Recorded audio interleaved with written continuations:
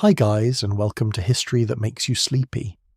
Tonight we step into the narrow canvas-covered world of a 10-foot wagon, where 8 people must somehow fit their bodies, their bedding, their food, their tools, and every hopeful plan they have for the future. The wheels groan beneath you. Leather harness creaks in the dark. Somewhere close, a child whispers that there is no room for his elbow, and he is correct. There's not even room for a serious opinion. You can smell flour dust, damp wool, bacon grease, tired animals, and the faint sharp scent of axle grease warming under the afternoon sun. It all feels adventurous for about 12 minutes. Then you realise you probably will not survive this, or at least your patience will not. So before you get comfortable, take a moment to like the video and subscribe, but only if you genuinely enjoy what I do here. And tell me where you're listening from, along with your local time. It is always strange and lovely to imagine this little wagon rolling through bedrooms all around the world. Now, dim the lights, and place one hand on the wagon board beside you. The wood is rough beneath your palm, scratched by crates, boots, iron tools, and the steady rubbing of everything that has been packed too tightly. The wagon is not really a room, though your family treats it as one. It is closer to a moving cupboard with wheels, canvas overhead, and no graceful way to turn around. You stand beside it on the morning of departure, staring at the problem of 8 lives and 10 feet of space. 10 feet sounds generous until you measure it against 6 children, 2 adults, sacks of flour, barrels of meal, water containers, blankets, spare clothing, cooking pots, a rifle, farm tools, seed, medicine, rope, harness parts, and enough food to cross country where shops are rare and hunger is not especially polite. A typical emigrant wagon on the major western trails is often smaller and lighter than the huge freight wagons people later picture in paintings. Families commonly use farm wagons fitted with wooden bows and a canvas cover. The Great Conestoga wagon, with its curved body and impressive size, is famous, but it is generally too heavy for the long overland journey. Your own wagon is practical, plain, and already burdened before anyone climbs inside. Your father, or perhaps you are the father, keeps lifting objects and asking whether each one is essential. This is a dangerous question because nearly everything feels essential, while home is still visible. The iron stove is essential. The walnut chest is essential.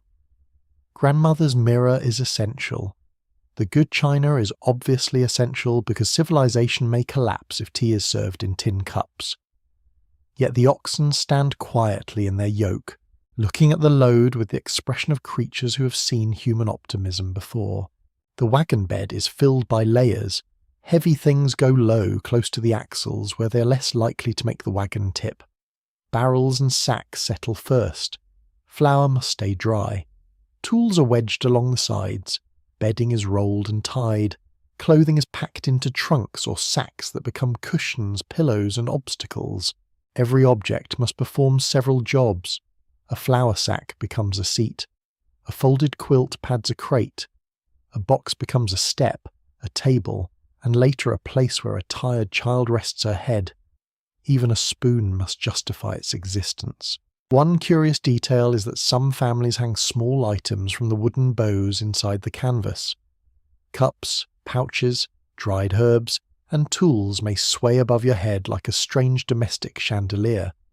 It is useful until the wagon hits a rut, and a tin cup taps you gently on the forehead for 6 miles. The children watch with mixed excitement. The oldest understands this is not a holiday. The youngest sees a fort. A middle child claims a corner that does not exist. Someone hides a toy where the beans should go. Someone else smuggles in a book after being told books are too heavy. You pretend not to notice. A book weighs less than despair. Your mother, or perhaps you are the mother, checks food stores carefully.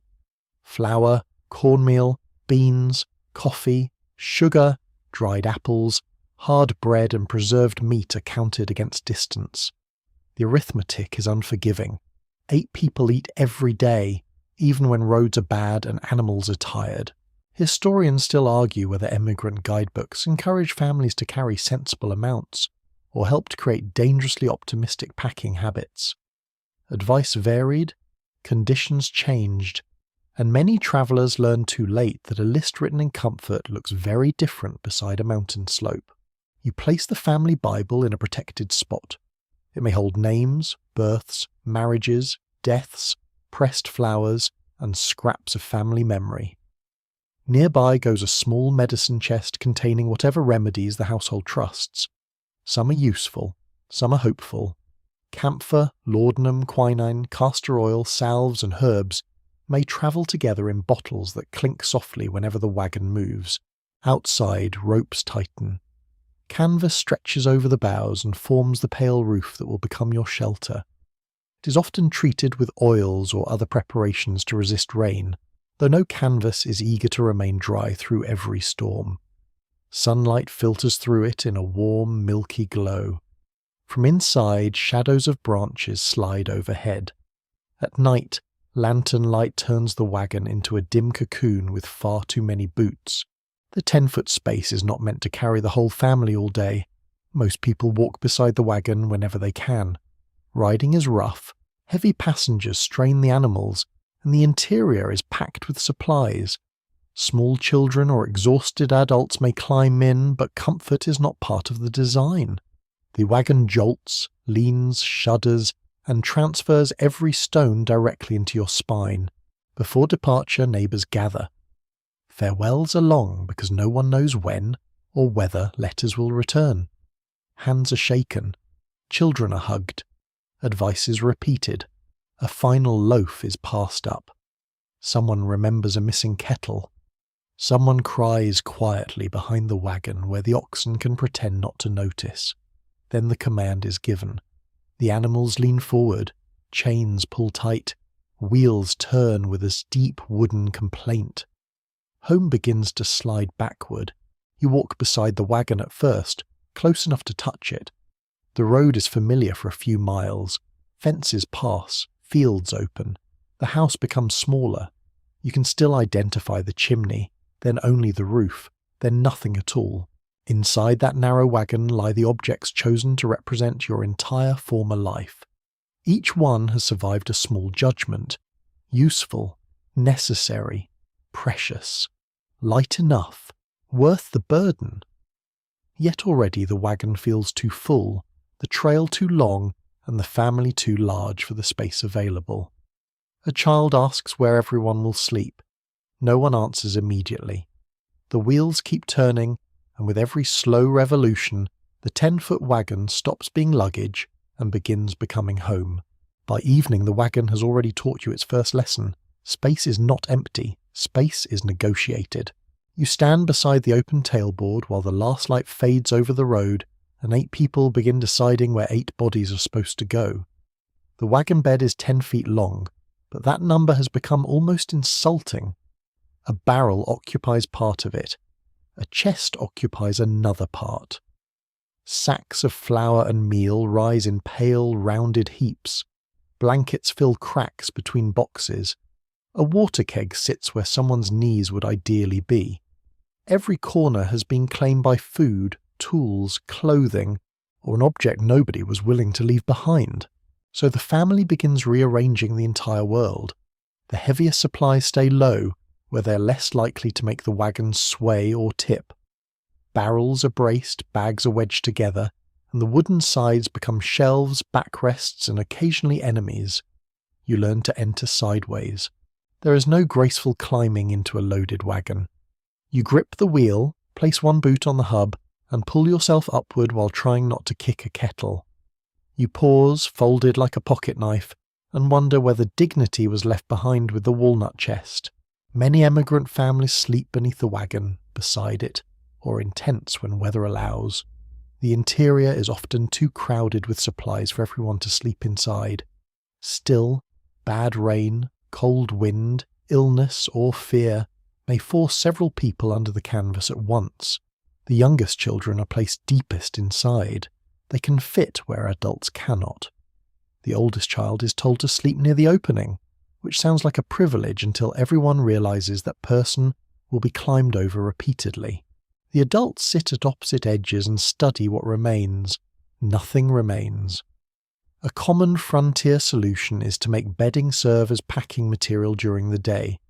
Quilts cushion dishes, featherbeds soften blows around fragile objects, rolled blankets wedge crates in place.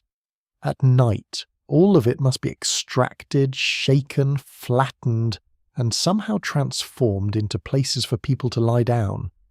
Morning will require the process in reverse. You unroll a mattress tick stuffed with feathers or perhaps dried plant material. It releases a warm, dusty smell. Someone opens the flap for ventilation. A mosquito enters immediately, delighted by the improved access. Privacy is attempted with cloth. A shawl is hung between the adults and older children. The result is not so much a wall as a polite suggestion. You can hear every cough, whisper, sigh, and shift of weight. The fabric hides shapes but not sounds, and it moves whenever the wagon rocks. One quirky habit reported in overland travel accounts is the use of wagon pockets sewn into the inside of the canvas. These fabric compartments hold combs, needles, spoons, papers, and small tools. They are useful little cupboards until a child forgets where the spoon is and empties 3 pockets onto a sleeping sibling. You soon understand that every family member develops a personal territory no wider than a shoulder. Your territory may be a place beside the flour barrel, where you keep a rolled coat, a tin cup, and spare stockings. The child next to you guards a narrow strip of blanket as if it were an independent nation. The youngest boy hides pebbles in a pouch because apparently the wagon does not contain enough weight. Historians continue to debate how closely ideal packing advice matched what families actually carried. Guidebooks recommended careful lists and efficient loads, yet diaries describe sentimental objects, awkward furniture, extra clothing, books, clocks, and other possessions that made practical sense only to the people who loved them. A wagon is not packed by arithmetic alone, it is packed by memory. You feel that memory everywhere. A chipped bowl comes from your old kitchen. A quilt carries stitches made by relatives who remain behind. A wooden box still smells faintly of the room where it once stood. These things consume space, but leaving them would have felt like erasing part of the family before the journey even began. The children settle gradually. Knees touch ribs. Feet appear beneath blankets where feet should not be. One child complains that another is breathing too loudly. This is dismissed as a problem without a solution. The wagon creaks each time someone moves. Outside, the animals tear grass with slow, wet sounds. You try lying flat. Your shoulders fit, but your legs do not. You bend them. Your knees press against a crate. You turn onto your side. Your hip finds the edge of a tool handle hidden beneath the bedding. You move again and bump the wooden side. The entire wagon answers with a tired groan. A small lantern throws amber light across the canvas. It is placed carefully because open flame near dry cloth, bedding, grease and wooden boxes is not comforting. Shadows enlarge every object. A hanging cup becomes a swinging bell. The children stare upward as wind presses the canvas inward and lets it relax again. You begin to understand the wagon's geometry by touch rather than sight. 3 inches beside the chest are enough for boots. The gap beneath the bench holds a pan. Needles live in a small wooden case because losing one inside the bedding would create an unforgettable night. Food remains separated from anything damp. Matches must stay dry. Medicine must be reachable. Water must not spill. Nothing can simply be set down. The family develops rules without formally announcing them. Return every object to the same place. Do not climb in with muddy boots. Do not open a sack unless someone knows. Do not move the medicine box. Do not lean against the canvas with anything sharp. Do not ask where your other stocking is after dark. The rules sound strict, but they are really a way of protecting sanity. Outside, the night deepens, campfires dim, Voices from neighbouring wagons soften into murmurs. Somewhere a baby cries. Farther away a dog barks once and then stops. The road that seemed so wide by daylight now feels like a thin path through enormous darkness. Inside, 8 people breathe beneath one roof. You are warm, crowded, and aware of every inch between your face and the canvas. The wagon no longer seems like a vehicle. It feels like a puzzle solved every evening and taken apart every morning. One restless child rearranges the entire sleeping plan, and yet after enough whispering, adjusting, and gentle complaining, the family grows still. You listen to the soft creak of leather outside. You smell dust trapped in the quilts. A child's hand rests against your sleeve. Beyond the canvas, stars spread over the trail, unseen but immense. For tonight, everyone fits, only just. Before sunrise, the wagon begins to stir around you. At first, there is only the cold. It creeps through the blankets, settles into your shoulders, and finds the small gaps where yesterday's dust still clings to your skin. Someone shifts beside you. A child coughs softly. Outside, an ox snorts into the grey darkness, and the sound seems enormous in the quiet camp. You open your eyes beneath the canvas and remember where you are. Your cheek rests against a folded coat. One foot has gone numb beneath a sack of clothing. A small elbow presses into your ribs with the innocent determination of a fence post. The air smells of wool, ashes, leather, and 8 people who have slept much too close together. No one springs cheerfully from bed. You unfold yourself in stages. First the knees, then the back, then the neck, which complains as though it has been personally betrayed. You crawl toward the tailboard, careful not to disturb the medicine box or place a hand on the hidden edge of a pan. Outside, dawn spreads slowly across the camp. The sky is pale near the horizon and deep blue above. Wagons sit in loose rows, their canvas tops ghostly in the early light. Small fires begin to glow as families kneel over last night's ashes and coax warmth from them. Keeping a fire alive overnight can save precious time and fuel. You push aside the white ash with a stick and search for a red coal.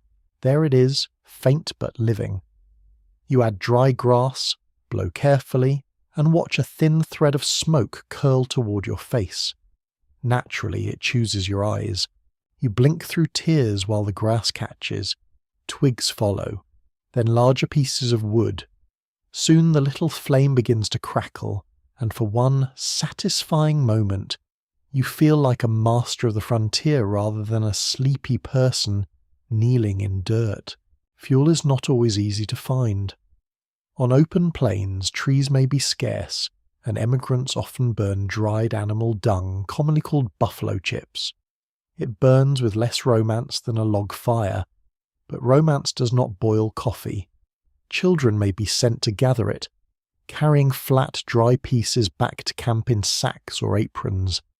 That is your quirky morning treasure hunt. You can imagine the sales pitch. Welcome to the great adventure west. Here is your basket. Please collect yesterday's bison. While the fire strengthens, the household wakes fully. Blankets are shaken outside, releasing clouds of dust that glow in the new sunlight. Bedding must be rolled tightly and returned to its place among the supplies.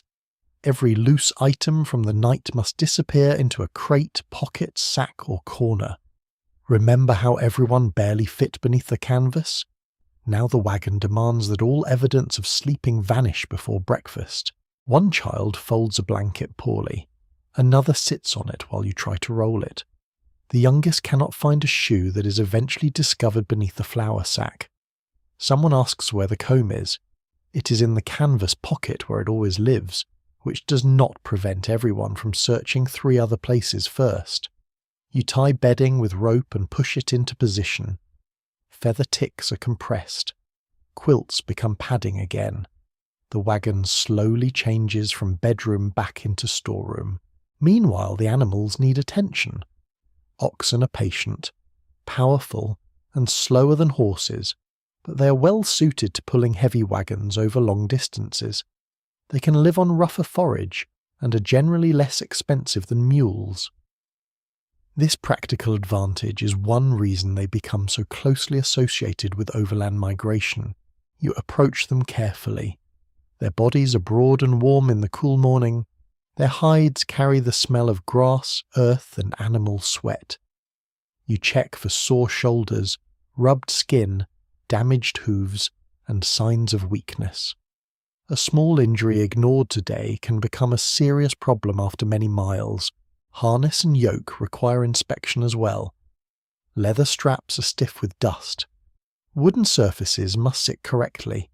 A twisted strap or poorly placed yoke can cause pain throughout the day. You run your fingers along the equipment, feeling for cracks and rough edges. Water comes next, if the camp is near a reliable source. Buckets must be carried, often farther than anyone would prefer. The water may look clear while still carrying risks no one can see. You fill kettles, water the animals, and set aside what the family needs for drinking and cooking. Historians still disagree about how consistently emigrants understood the connection between contaminated water and disease. Many travellers recognize that foul water caused illness, yet the mechanisms of infection were not fully known, and practical choices were limited when the next water source might be many miles away. Back at the fire, breakfast is plain. You stir cornmeal into hot water or fry slices of bacon in a heavy pan. Perhaps there are biscuits made from flour, salt, shortening, and a little water. Coffee, when available, becomes a small ceremony. Beans are crushed or ground, boiled, and poured into tin cups that warm stiff hands. The smell rises through camp, rich and comforting. Children gather quickly once food appears. They sit on boxes, blankets, wagon tongues, or the ground. Tin plates rest on knees. There is no dining room, unless you count the entire horizon. You eat slowly because the portion must last. Bacon is salty. Cornmeal is thick. Coffee carries a few grounds that settle between your teeth. Nobody complains very much. Hunger improves frontier cuisine with remarkable efficiency. After eating, dishes are scraped and washed with as little water as possible. Grease may be wiped away with grass or cloth before the pan is rinsed. Food waste attracts animals and insects, so scraps are handled carefully. Every cup and spoon returns to its assigned place. The fire is put out. Ashes are scattered or covered. No one wants to leave a flame behind in dry grass. Now the camp becomes noisy. Animals are brought forward. Yokes are lifted. Chains clink.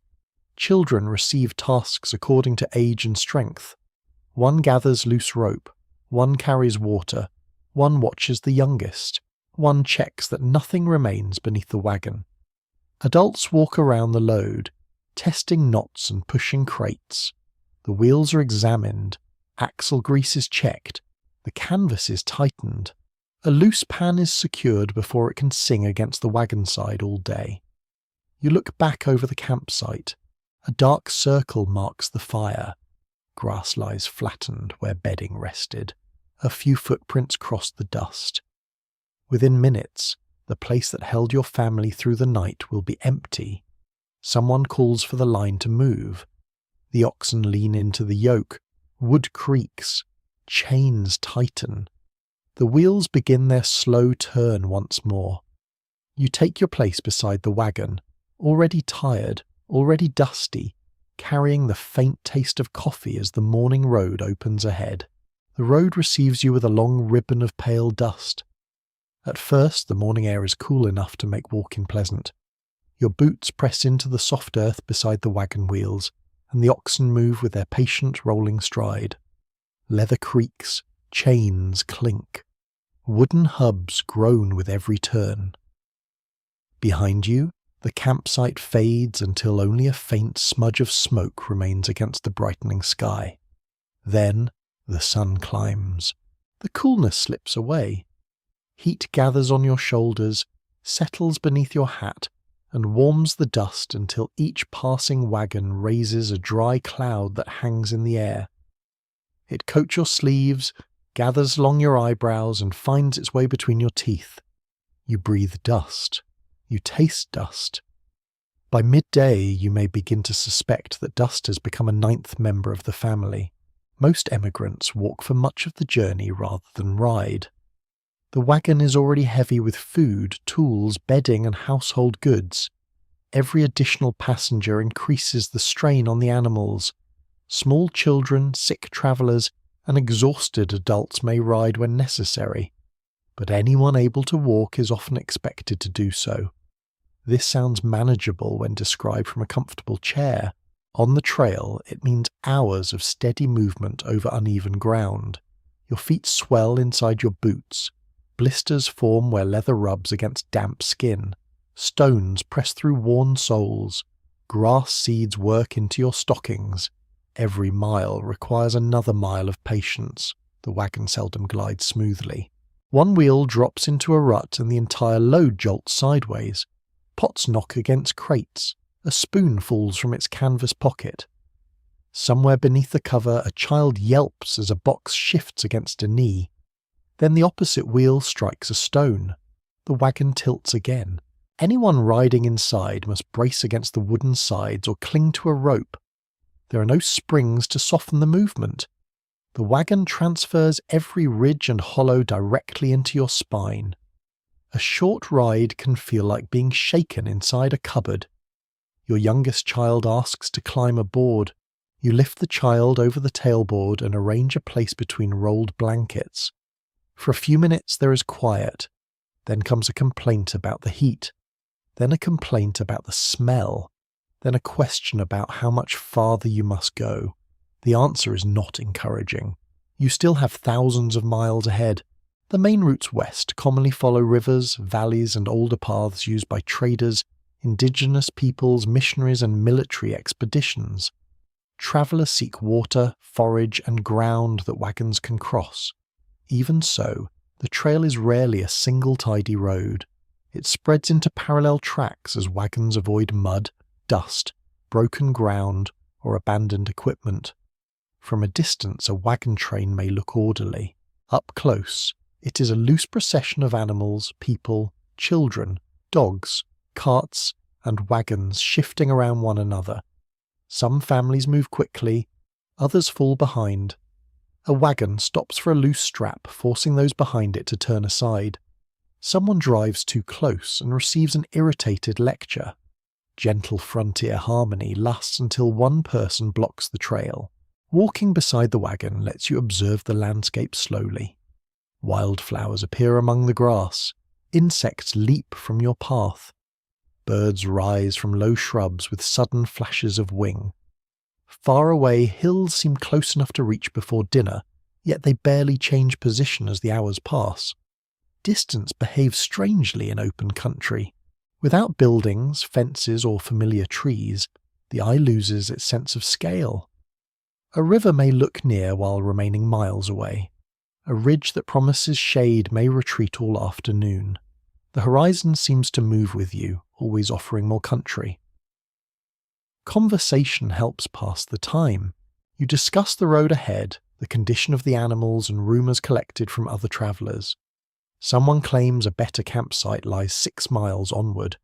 Another person insists it is 12. A third remembers no water there at all. Travel information moves along the trail through gossip, notes, guidebooks, and messages carved or painted onto landmarks. Some emigrants leave warnings for those behind, though the accuracy of these messages depends greatly on memory, weather, and the writer's talent for panic. A peculiar trail custom involves gathering unusual stones, bones, feathers, or bits of abandoned metal as souvenirs. Children may collect these treasures with great seriousness, carrying them until an adult discovers that the wagon now contains 12 pounds of rocks from places everyone was already eager to leave. Your own children wander near the wagon under watchful eyes. They chase grasshoppers, count distant animals, and invent games around wagon tracks. One walks along a rut as though balancing on a bridge. Another drags a stick through the dust, drawing a line that stretches behind the family. Occasionally someone finds a discarded object beside the trail. A broken chair lies with one leg missing. A cracked stove rests in the grass. A trunk has been opened and emptied. These abandoned possessions offer a quiet warning. Every family begins with confidence in its load. The road gradually decides what is truly necessary. Researchers remain divided over how often travellers rode inside wagons compared with walking beside them. Diaries describe both habits, but experiences varied according to age, health, wealth, terrain, weather, and the strength of the animals. There is no single daily pattern that fits every family. For your household, walking is the rule. By afternoon, the rhythm becomes hypnotic. Step, creak, clink, breath. Step, creak, clink, breath. The oxen's tails flick at flies. Sweat darkens their hides near the yoke. You watch carefully for any animal beginning to slow or favour one leg. The pace may be only 2 miles in an hour, sometimes less when the ground is difficult. Progress is measured not by speed but by endurance. A gust of wind sweeps across the trail and lifts a wall of dust. You turn your face away and cover your mouth with a cloth. Fine grit settles into your hair, your ears, and the folds of your clothing. It enters the wagon through every opening. Flour sacks acquire a grey film. Bedding loses its clean smell. Tin cups feel rough beneath your fingers. Water becomes more tempting with every mile. You take a measured drink, not as much as you desire. The next reliable source may be uncertain. Your mouth remains dry, but the container must serve the entire family. The children grow quieter. Even complaints require energy. Late in the day, shadows lengthen beneath the wagon. The sun softens from white to gold. Ahead, the lead wagons begin turning toward a possible campsite. Relief moves through the line before anyone says a word. You follow the wheel tracks off the main trail. Your legs ache. Your feet pulse inside your boots. Dust covers every face so thoroughly that the family appears to share one pale complexion. The wagon stops at last. For a moment no one moves. Then you reach for the cooking supplies because the road may be finished for today, but hunger has been walking beside you all afternoon. You reach into the wagon for the evening meal and discover that cooking begins long before anything touches the pan. First comes fuel. The campsite may offer a few fallen branches, dry grass, or scraps of wood left by earlier travellers.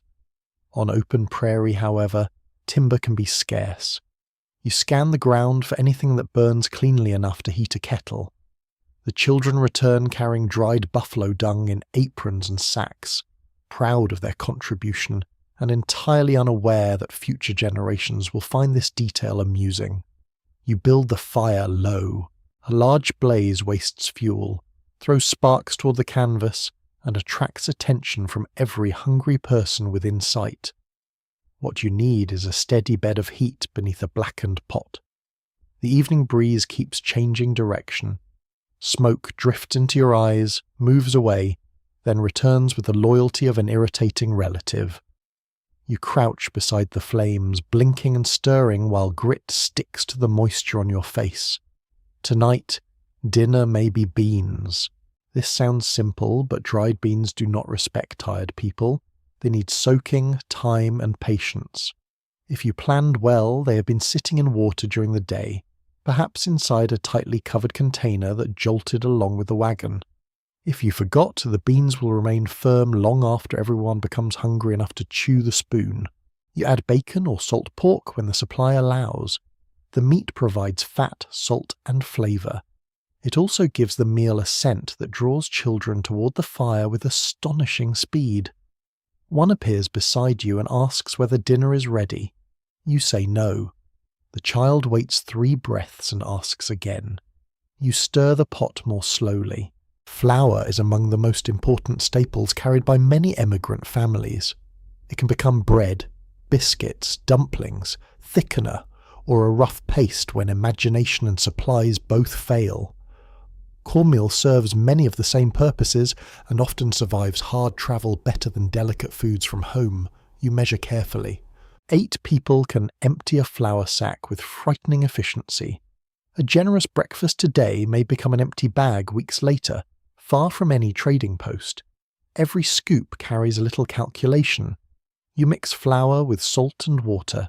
If there is shortening, bacon fat, or a little milk, the dough becomes richer. If not, it remains plain but useful.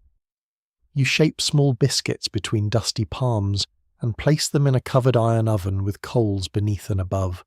The heavy iron pot is valuable because it can bake, boil, roast, and fry.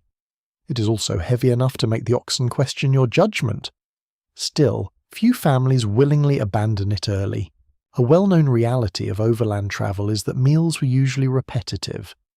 Romantic images of hunters returning nightly with fresh game exaggerate what many families experienced. Hunting consumes time, ammunition, and energy, and success is never guaranteed. Most travellers depend heavily on stored provisions. Fresh meat appears when fortune allows. Someone may shoot a rabbit, bird, deer, or bison. Fish may come from a river.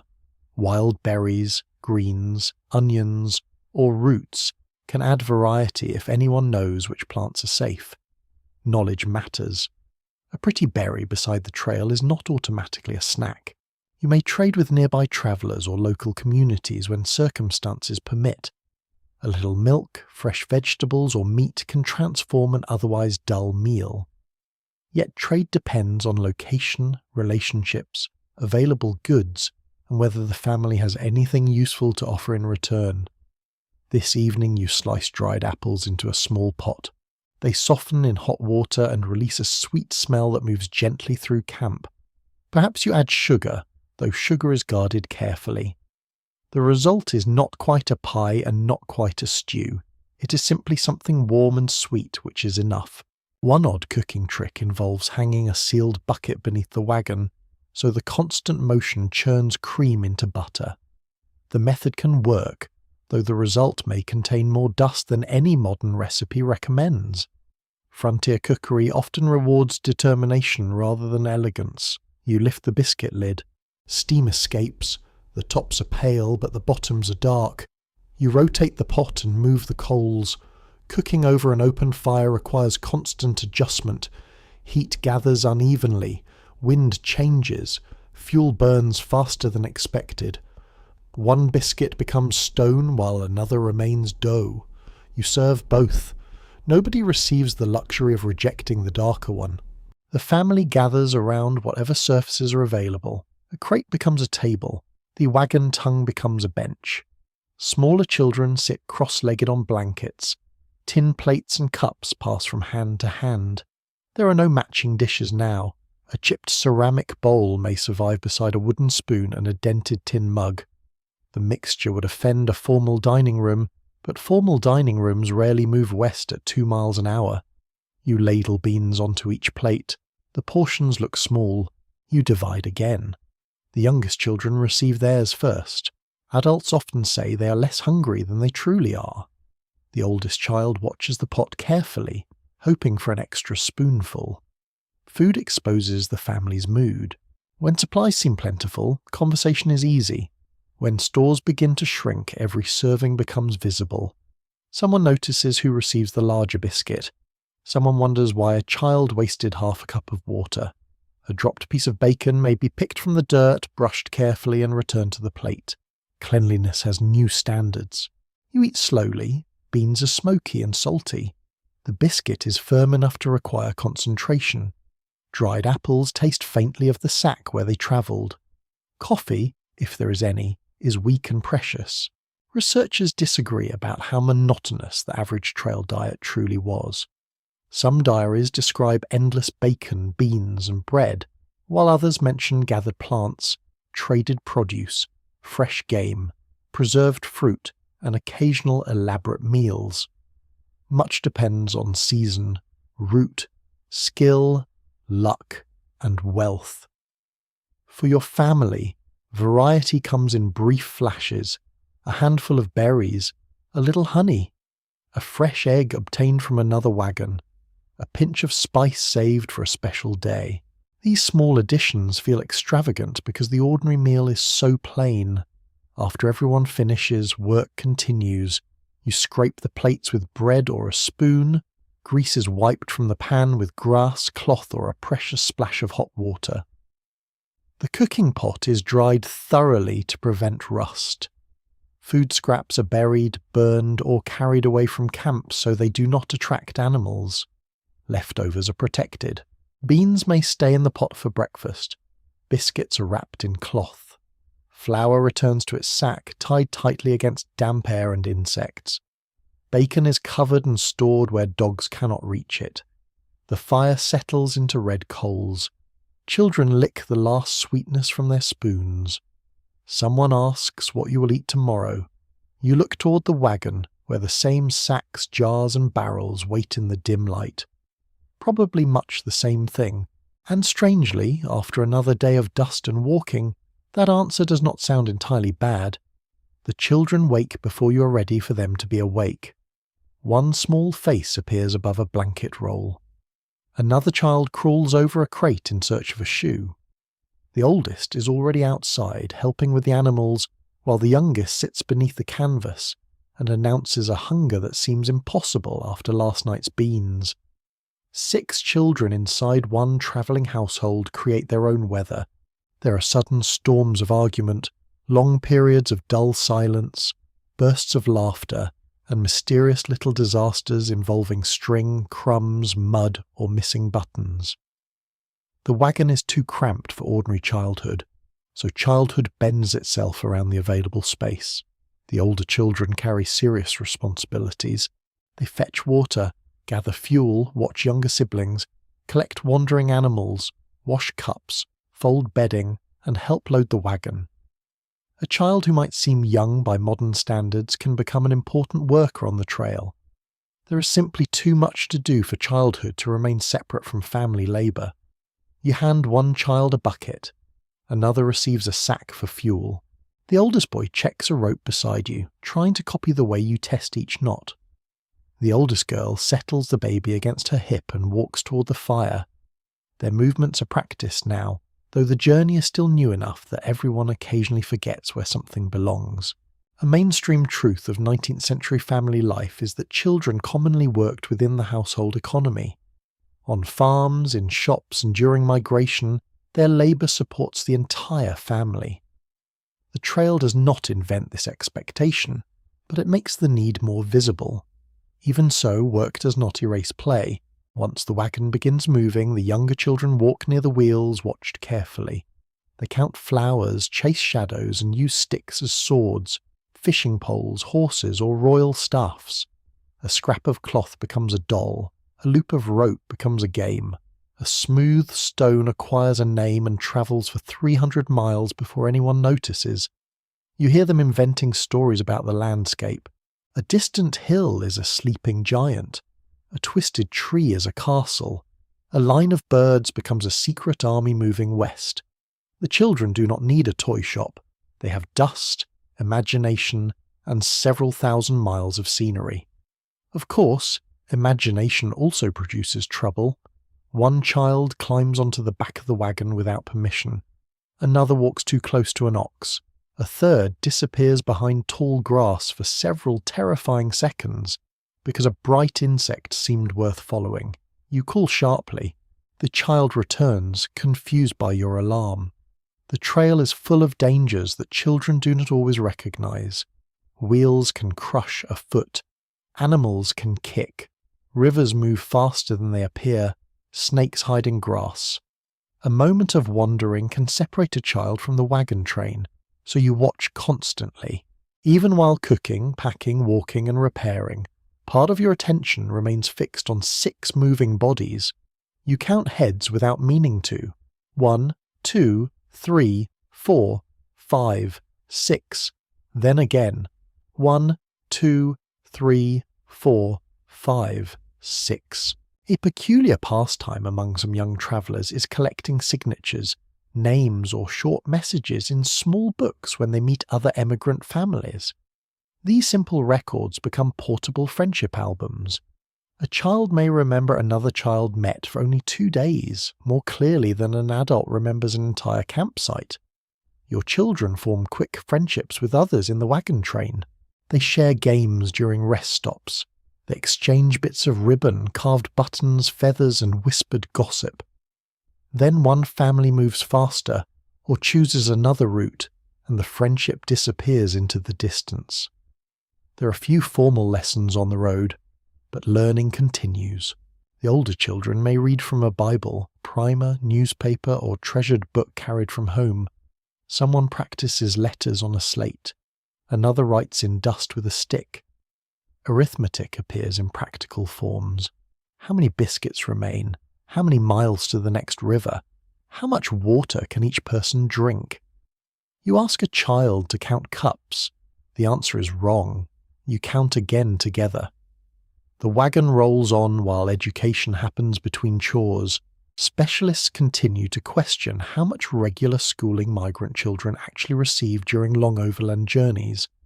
Some diaries mention lessons and reading, while others suggest that exhaustion, labour, weather, and constant movement left little room for formal study. The experience likely differed from family to family and week to week. Today, the lesson is patience. The youngest child wants to ride. The wagon is crowded, but small legs are tired. You lift the child inside and clear a narrow place between bedding and a food box. Soon another child wants to ride, then another. You explain that the animals cannot carry everyone. This produces a silence filled with deep injustice. The oldest children keep walking. They understand more than they say. They see the adults measuring food. They notice the sore ox. They hear worried conversations after dark.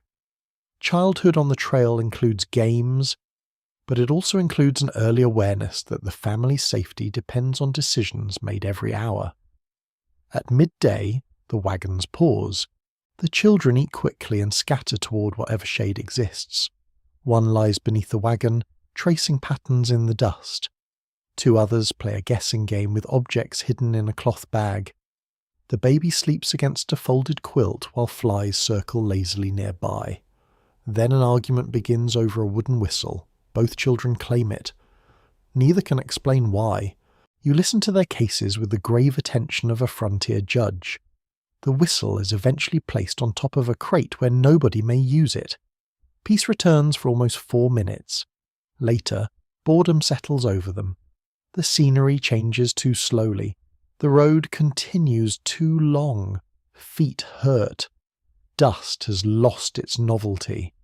A child begins asking questions without pause. How far is the river? Will there be bears? Do people live beyond the mountains? Can an ox swim? What happens if the wagon breaks? You answer some, you avoid others. As evening approaches, the children become quiet again. Work resumes around camp. Small hands gather scraps of fuel. Older children help unload bedding.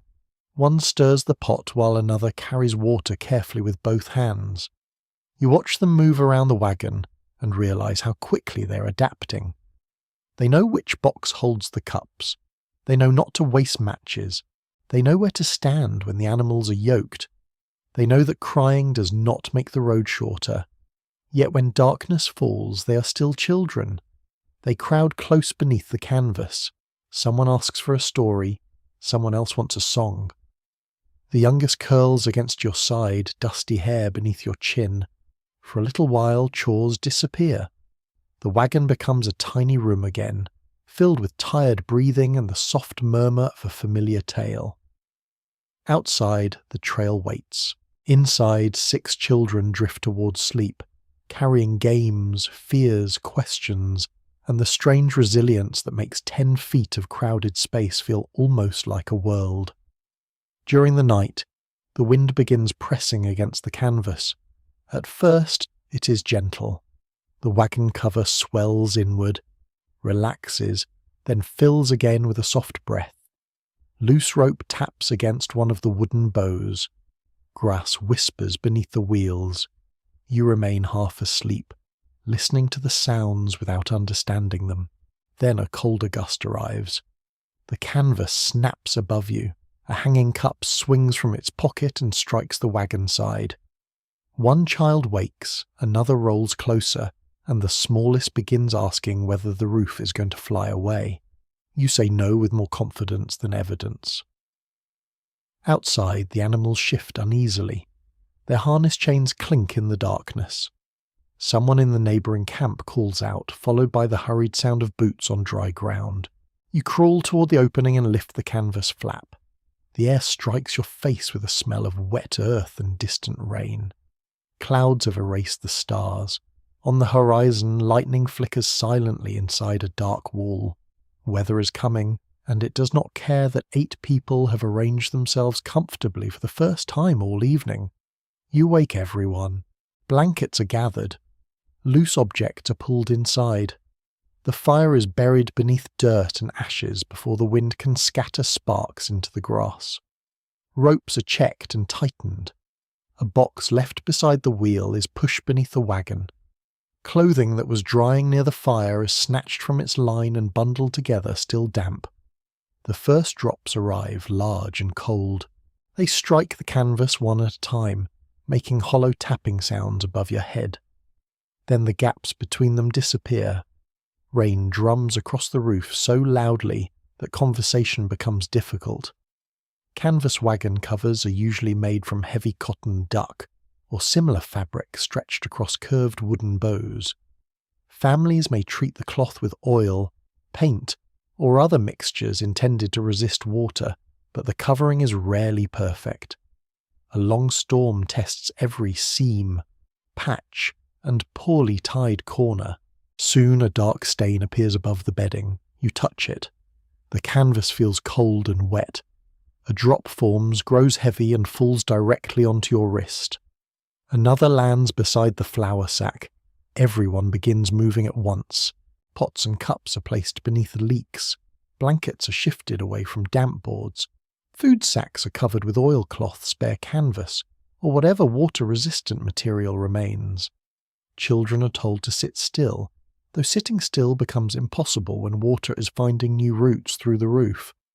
The wagon smells different in rain. Dry dust turns to mud. Wool releases a deep animal scent. Damp canvas smells earthy and sour. Leather darkens as it absorbs moisture. Wet clothing gives off the unmistakable fragrance of people who will not see a proper laundry tub for a very long time. One curious remedy for leaking canvas involves rubbing wax, grease, or soap into suspicious seams.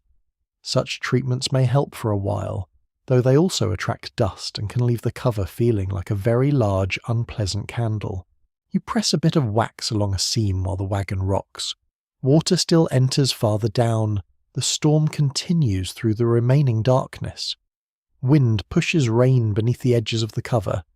The children lean against one another, wrapped in the driest quilts. Nobody sleeps properly. When morning comes, the world outside has changed. The trail has become a long brown channel. Wheel ruts hold cloudy water. Grass bends beneath glittering drops. Low places have filled with mud thick enough to grip a boot. Breakfast is delayed because dry fuel is difficult to find. You search beneath bushes, inside the wagon, and under pieces of canvas for anything that will catch a flame. Smoke rises reluctantly from damp material. The fire hisses whenever water drips from a sleeve. Coffee tastes especially precious. The wagon must move, but mud resists everything. Oxen lean forward, muscles tightening beneath wet hides. The wheels sink to their rims in the soft road. You and the older children push from behind while another adult guides the team. Mud pulls at your boots. Each step makes a wet, sucking sound. One shoe nearly remains behind. Your hands slide against the wagon board. Rainwater runs from your hair down the back of your neck. The wagon advances a few feet. Then it sinks again. Weather can reduce a day of travel to only a handful of miles. Heavy rain turns roads into bogs, while swollen creeks block crossings and wet grass make steep slopes dangerous. A family cannot simply choose to ignore conditions. The landscape controls the schedule. Researchers still dispute how frequently wagon trains waited out severe weather rather than struggling onward. Diaries record both cautious delays and determined movement, but decisions depend on food supplies, animal condition, leadership, terrain, and the fear of losing time before winter. By afternoon, the rain weakens. Mist hangs above the grass. The trail remains soft, but the wagon begins moving more steadily. Wet fabric slaps against your legs as you walk. Every garment feels heavier. The children's hair lies flat against their foreheads. Then the clouds break. Sunlight pours across the road with startling force. Steam rises from dark soil. The wet wagon cover begins warming, and the air beneath it becomes close and humid. You open both ends for ventilation. Now the problem is heat. The sun turns the canvas roof into a pale oven. Moisture trapped inside thickens the air. Damp quilts must be spread over bushes, wheels, ropes, and wagon sides to dry. Shirts hang from every available surface. Stockings flutter from the boughs like tired flags. A sudden hot day can be almost as exhausting as the storm. You drink carefully and wet a cloth for the youngest child's neck. Everyone seeks shade, though the wagon provides less relief than expected. Canvas blocks direct sunlight, but holds warmth underneath. Later in the season, cold brings another set of troubles. Frost stiffens canvas and freezes water in shallow containers. Fingers become clumsy while tying rope. Blankets never seem thick enough. Breath clouds the interior during the night, and moisture gathers beneath the cover before dripping onto bedding. In mountain country, snow may arrive while travellers still hope for autumn. The family's 10-foot room must face every season without walls, chimney, cellar, or solid roof. It leaks during rain, bakes in sunlight, trembles in wind, and chills before dawn. Still, you adapt. You learn which corner stays driest. You keep matches wrapped carefully. You place bedding where it can be moved quickly. You watch the sky more closely than any clock. Toward evening, the last damp quilt is folded and returned to the wagon. Clouds glow pink above the horizon. Water drips from the grass and frogs call from a nearby hollow.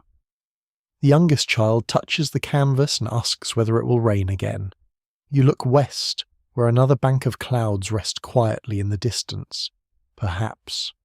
For now, the roof is dry, the road is passable, and the family continues beneath a sky that has become the largest and least predictable member of the household. The damp road leads you toward a broad ribbon of water. You hear it before you see it. The sound grows beneath the creak of wheels, a low continuous rushing that seems almost gentle from a distance. Then the wagons climb a small rise, and the river appears below, wide, brown, and moving with far more purpose than anyone in your family finds comforting. The line slows.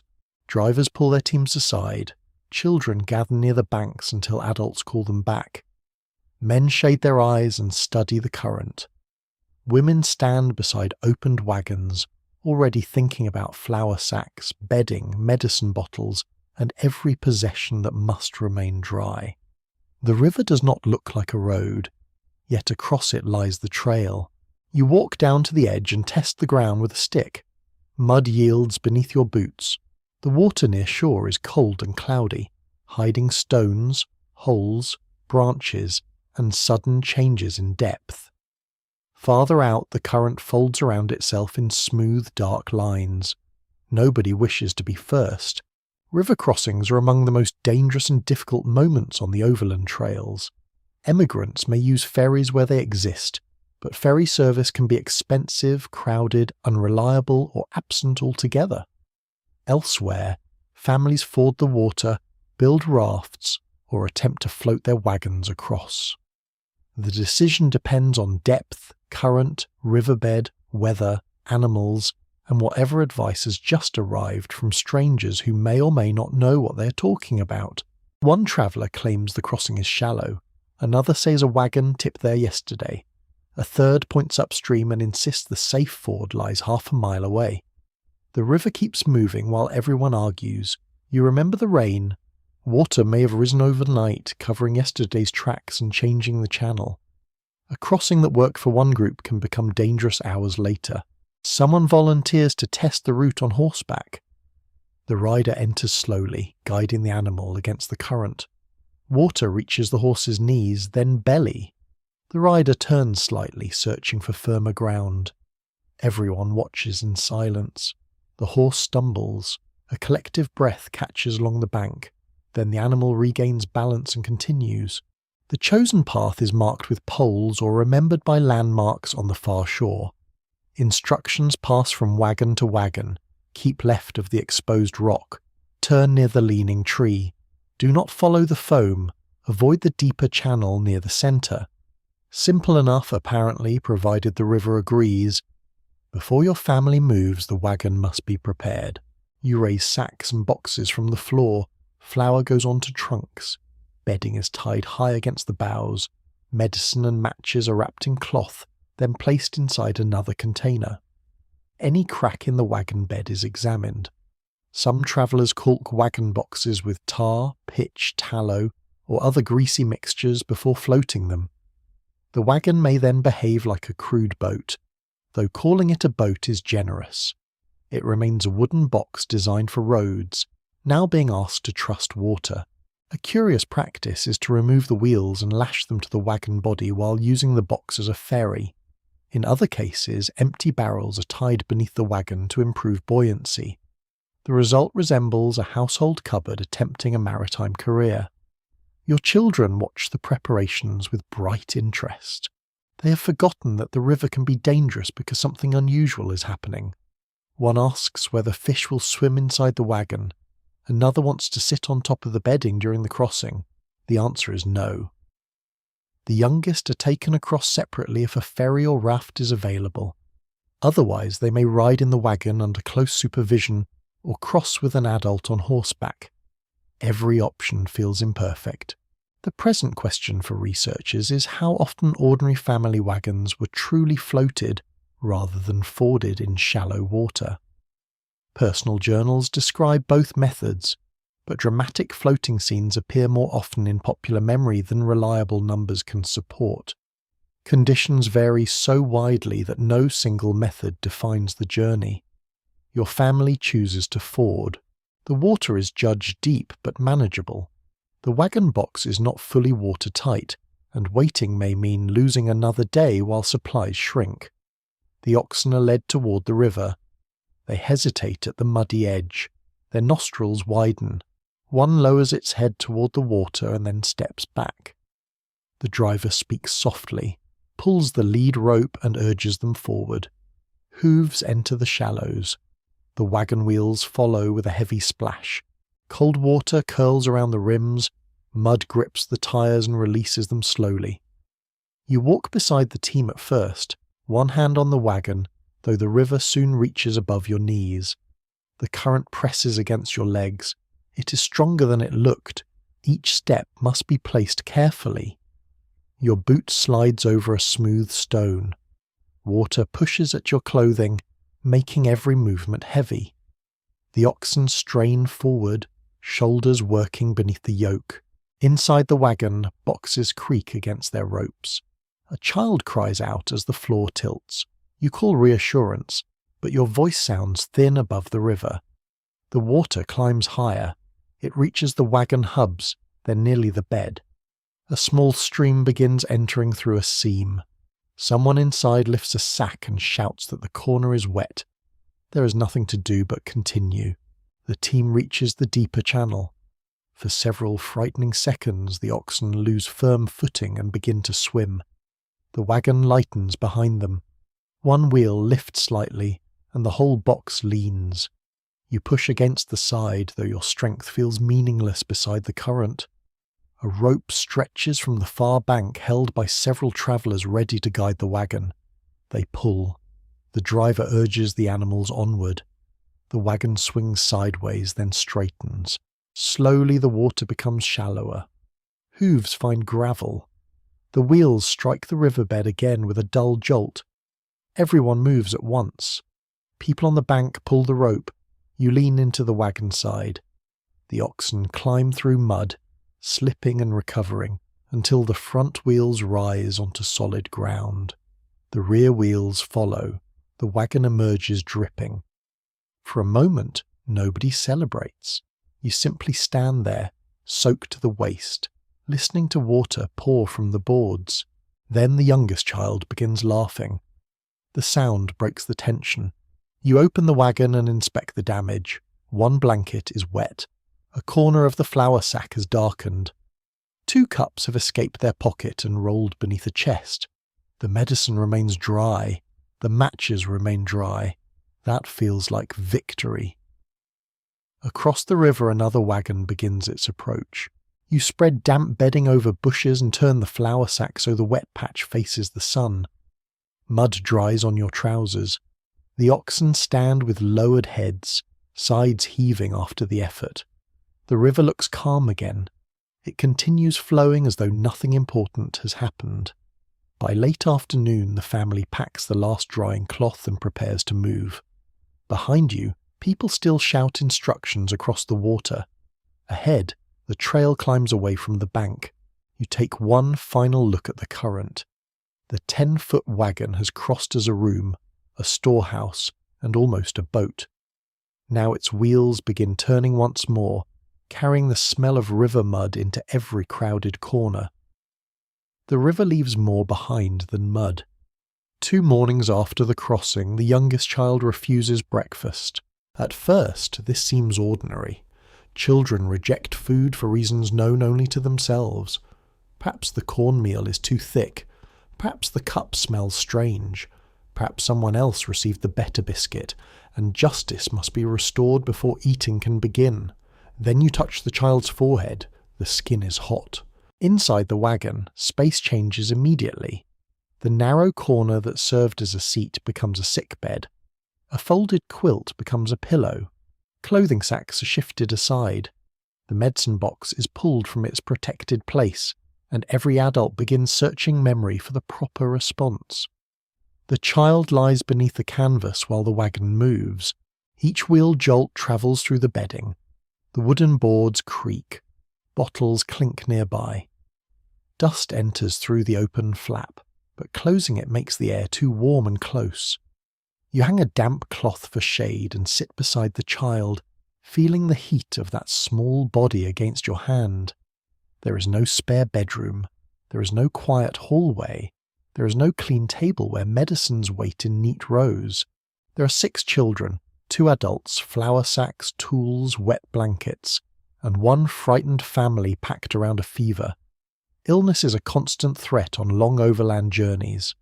Cholera, dysentery, measles, respiratory infections, accidents, and exhaustion can spread quickly through crowded camps.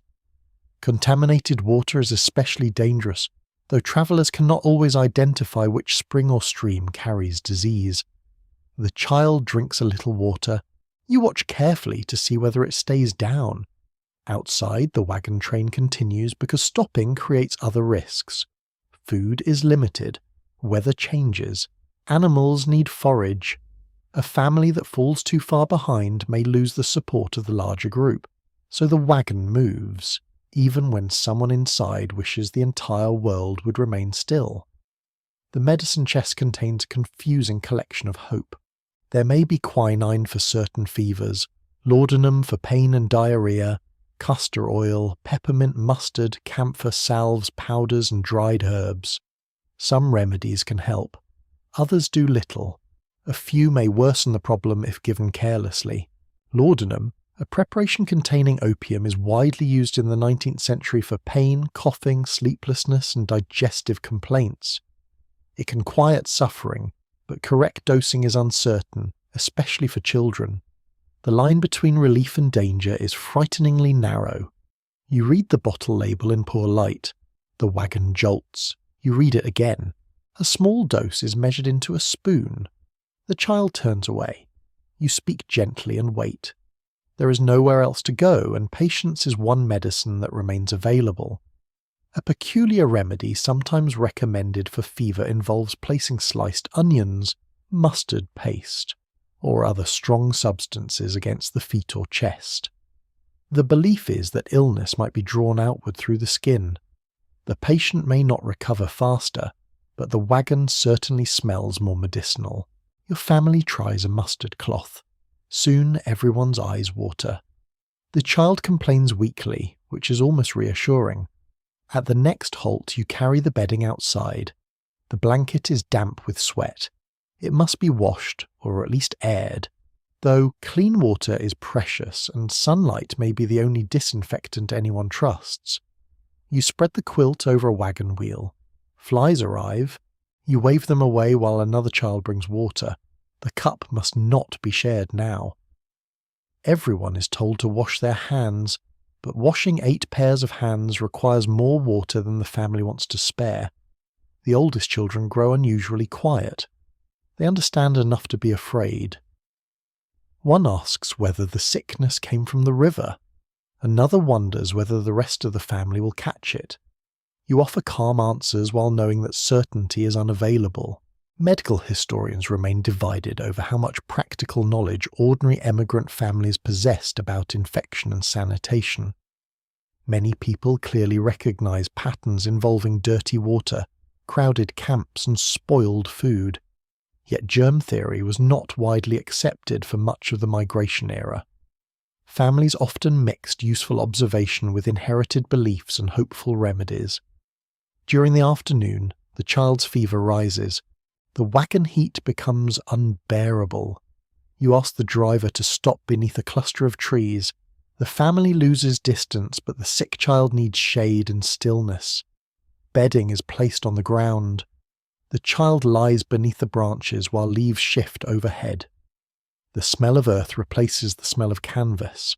A breeze touches the damp forehead. Someone from another wagon approaches. She has experience with fevers and brings willow bark tea, which contains compounds related to modern aspirin.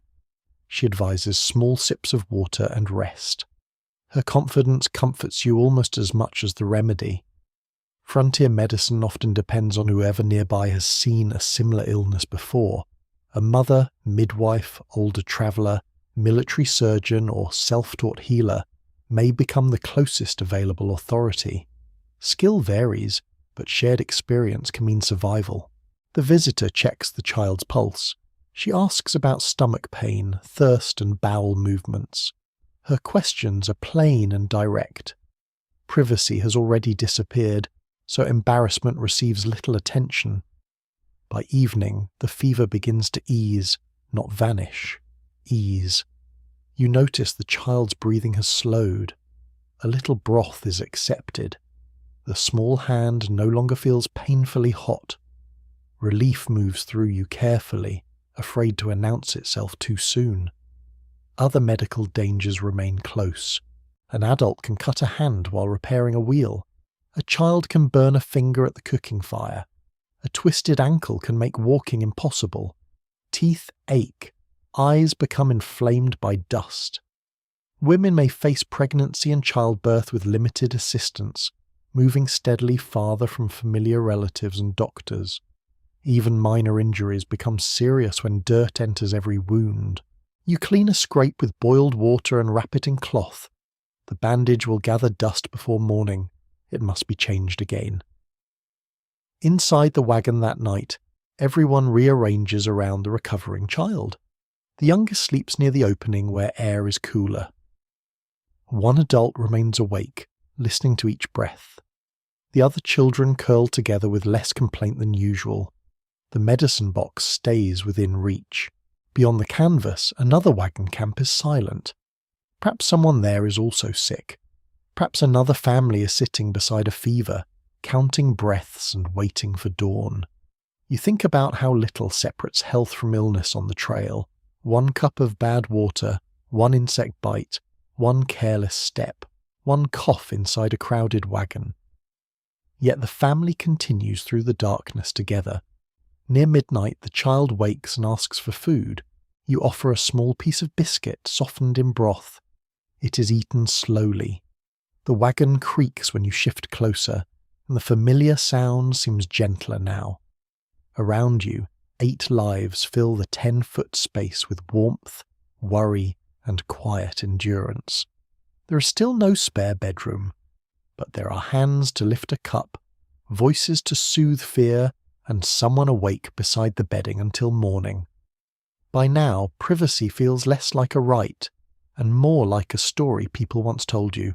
The wagon is 10 feet long. 8 people live around it. Every blanket, crate, barrel, cooking pot, and sleeping body occupies part of the same narrow world. There is no door to close, no hallway to cross, and no quiet room where you can sit alone with your thoughts. Even silence is shared. You wake because someone turns over. You know who snores, who talks in sleep, who grinds teeth, and who quietly cries when everyone else appears to be resting. A whispered disagreement between adults reaches every child beneath the canvas. A child's question reaches both parents, 3 siblings, and probably the family in the next wagon. Domestic life in the 19th century usually allowed less personal privacy than many people expect today, especially among large rural families. Bedrooms were often shared. Washing took place in common household spaces, and several people might sleep in one room. The trail takes this ordinary closeness and compresses it further, until nearly every private act requires planning. Morning dressing begins with negotiation. The younger children change beneath blankets or behind the wagon. Older children take turns using a hanging sheet as a screen. Adults wait until others step outside, though someone always returns at the wrong moment looking for a cup. You hold a shawl across one corner while a daughter changes her dress. The wind lifts the edge. She tells you to hold it properly. You explain that the wind has not accepted instruction. Modesty depends on cloth, timing, and the willingness of everyone nearby to look somewhere else. Washing is equally complicated. A full bath is a rare luxury. Water is heavy to carry, fuel is needed to warm it, and a private bathing place may not exist. Most days you wash your face, hands, neck, and perhaps feet using a basin and a small amount of water. The same water may serve more than one person before it's thrown away. You begin with the youngest child. By the time the basin reaches you, the water is grey. Cleanliness becomes relative. A washcloth removes the top layer of dust. Hair is combed, braided, or tied back. Clothing is brushed rather than washed. Underclothes may be rinsed when time and water allow, then hung from ropes, bushes, wagon bows, or almost any object that holds still. One strange social challenge is deciding where to dry intimate garments in a camp where dozens of strangers pass nearby. Some travellers hide them beneath larger pieces of clothing. Others simply surrender to practicality and let every stocking and undergarment flutter openly in the prairie wind. The children find this less embarrassing than the adults do. They point out whose clothing has blown into a shrub. You pretend not to hear. Toileting requires another daily retreat from the illusion of civilization. You walk away from camp with a shovel, cloth, or chamber pot, searching for a place hidden by brush, rocks, a slope, or the wagon itself. On open plains, concealment may consist of distance and optimism. Someone remains nearby for safety. This means you are alone, but not truly alone. Children require help. Older adults may need support. Nighttime visits are especially unpleasant because darkness hides holes, snakes, animals, and every object likely to catch a bare foot. A chamber pot may be used inside the wagon during storms, illness, or severe cold. It is practical, necessary, and capable of ending all pleasant conversation until someone carries it outside. A well-known sanitation practice among organised wagon companies is to direct travellers to keep waste away from water sources. In reality, crowded camps do not always follow good rules, and contamination becomes a serious danger when many people use the same riverbank. Arguments also lose their privacy. You cannot storm into another room. You cannot slam a door. There is no door. If you're angry with your spouse, you may step behind the wagon, where children can still see your boots. You lower your voice, but the canvas carries sound surprisingly well. Every sentence becomes public property. Disagreements begin over small things. Who used too much flour? Who forgot to tie the water keg? Why was the oldest child allowed to ride when the others had to walk? Who placed the wet blanket against the dry bedding? These are not grand moral conflicts. They are the friction of tired people living without space. You try to speak calmly, the other person tries too. Then a child appears and asks whether dinner is ready. The argument pauses because hunger outranks resentment. Researchers continue to examine whether constant crowding strengthened family cooperation or intensified conflict during migration. Surviving diaries reveal affection, patience, bitterness, silence, and occasional separation. But many writers also avoided recording deeply personal disputes. The most private moments may be the least likely to survive on paper. Affection must also adapt. A gentle hand on a shoulder replaces a long conversation. A quiet smile passes between adults while children argue nearby. Parents wait until everyone sleeps before discussing fear, money, illness, or the road ahead. Even then, they whisper. A child is always awake. You may hear your spouse breathing beside you and feel the desire to speak honestly about worry. The animals are weakening. Food is being used faster than expected. The mountains remain distant. You begin one sentence. A small voice asks what you're talking about. You say nothing important. The lie is tender rather than cruel. Personal grief is difficult to hide as well. A letter from home may be read several times until the paper softens at the folds. You turn your face toward the open trail so the children will not see tears. Yet one of them notices and quietly takes your hand. There is discomfort in being observed so closely. There is also comfort. Nobody disappears emotionally for long. A change in mood becomes visible. Fatigue is noticed. Fear travels through the family, but so does reassurance. When one person grows quiet, someone asks why. The wagon teaches everyone the sounds of one another's lives. You know the rhythm of each footstep. You know which cough belongs to which child. You can identify a family member by the way the wagon board creaks beneath their weight. At night, bodies settle into familiar positions. A curtain is hung again, though it conceals almost nothing. Boots line the edge of the bedding. Clothing hangs nearby.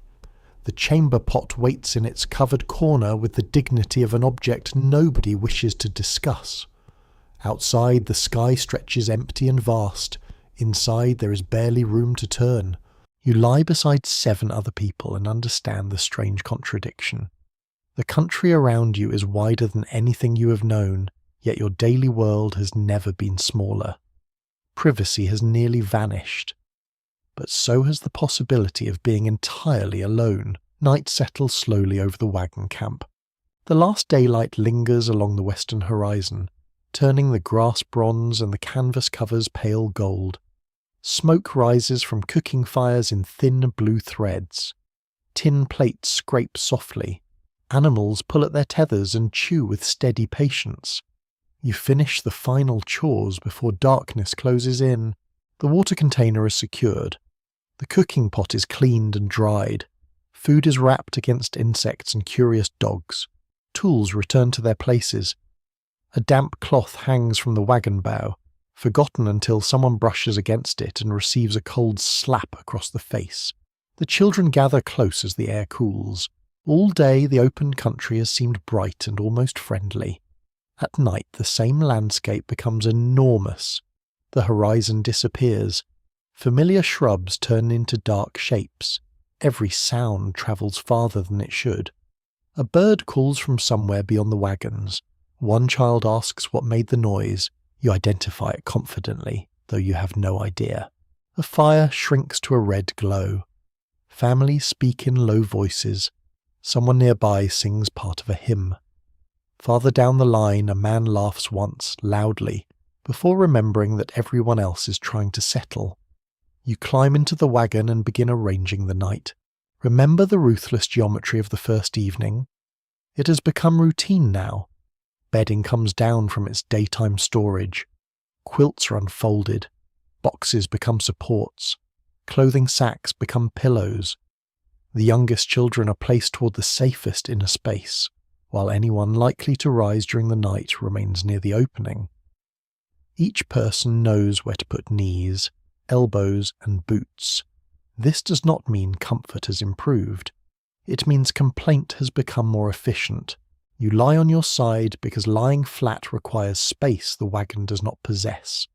A child's feet rest near your shoulder. Someone's breath warms the back of your neck.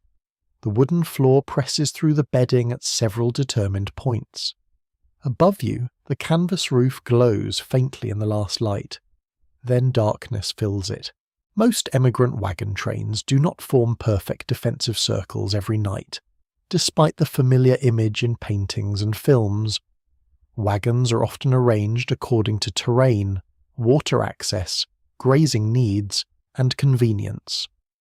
A rough enclosure may help contain livestock, but orderly circles require time and suitable ground. Tonight, the wagons stand in a loose curve beside a creek. Animals are kept nearby, though some graze beyond the main camp under watch. Losing an ox can delay the entire family. Losing several animals can end the journey altogether. Someone takes the first watch. You hear footsteps moving past the wagon. Leather creaks. A quiet voice speaks to another guard. The presence of watchful adults is reassuring, although it also reminds you that watchfulness is considered necessary. The night contains real dangers, but imagination adds several more. Coyotes call in the distance, their voices rising and breaking across the dark. A horse stamps suddenly. Grass rustles beside the wheel. The youngest child grips your sleeve. You listen. The rustling stops. Perhaps it was a mouse. Perhaps wind moved the grass. Perhaps a creature of magnificent size has chosen to wait politely until everyone sleeps. A small lantern burns near the wagon opening. Its flame is kept low and carefully guarded. Fire inside a wooden wagon filled with canvas, cloth, grease, paper, and dry food is not an adventure anyone wishes to experience. Moths circle the light. One settles on the canvas and casts a shadow larger than your hand. A child sees the shape and whispers that something is crawling across the roof. You explain the mystery. The child remains unconvinced. A curious nighttime habit among some travellers is placing bells on animals so their movements can be heard in darkness. The gentle ringing helps locate grazing stock, although listening to irregular bells all night may feel less peaceful than the inventor promised. From somewhere near the creek comes a faint metallic note, then another. You picture an ox wandering through the grass, carrying its own tiny alarm system. The camp becomes quieter. Fires fade, conversations end. A baby cries briefly in another wagon and is soothed. Canvas shifts in the wind with a slow breathing sound. You close your eyes. Sleep does not arrive immediately. Your body is exhausted, yet your mind remains awake. The day repeats itself in fragments. The river crossing, the fever, the shrinking food stores, the road rising ahead. The wagon creaks when someone turns. You open your eyes again. Through the loose rear flap you can see a narrow piece of sky. Stars fill it. Away from towns and lamps, the darkness overhead appears deep and crowded with light. The Milky Way stretches across the night like pale dust, brighter than any trail beneath the wheels. Familiar constellations rise and move slowly westward. Travellers sometimes use stars, sunrise, landscape, and compass directions to maintain a general course, though established trails and visible wagon tracks usually guide daily movement more directly. The sky remains a clock, a compass, and a source of reassurance. You watch one bright star through the opening. The wagon feels very small beneath it. 8 people, 1 canvas roof, a handful of supplies, and a road crossing a continent. Researchers have long discussed how secure emigrants truly felt at night. Some personal accounts describe fear of theft, attack, animals, storms, and separation. Others present camp evenings as social, orderly, and surprisingly peaceful. The feeling likely changes with location, rumour, weather, and the company nearby. Tonight you feel both safe and exposed. The family surrounds you. Other wagons rest close by. A guard walks beyond the firelight. Yet there are no solid walls. The canvas would not stop a determined animal. The wooden sides rise only a little above the bedding. Wind, sound, cold, and uncertainty enter freely. A sudden crack comes from outside. Everyone wakes. For one frozen moment nobody breathes. Then a man mutters beside the next wagon. A piece of firewood has split as it cooled. 7 bodies settle again. You remain awake a little longer, listening to the camp rebuild its silence. Near midnight, someone needs to go outside.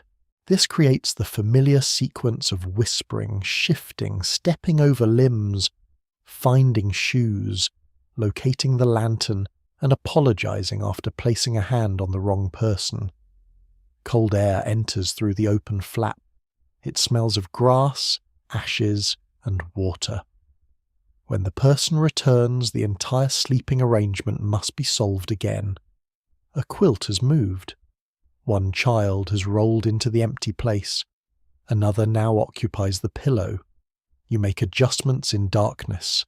Eventually breathing becomes slow and regular. The watcher outside changes. Quiet voices exchange instructions. Hooves move in the grass. The bell rings once and then grows still. You let your eyes close.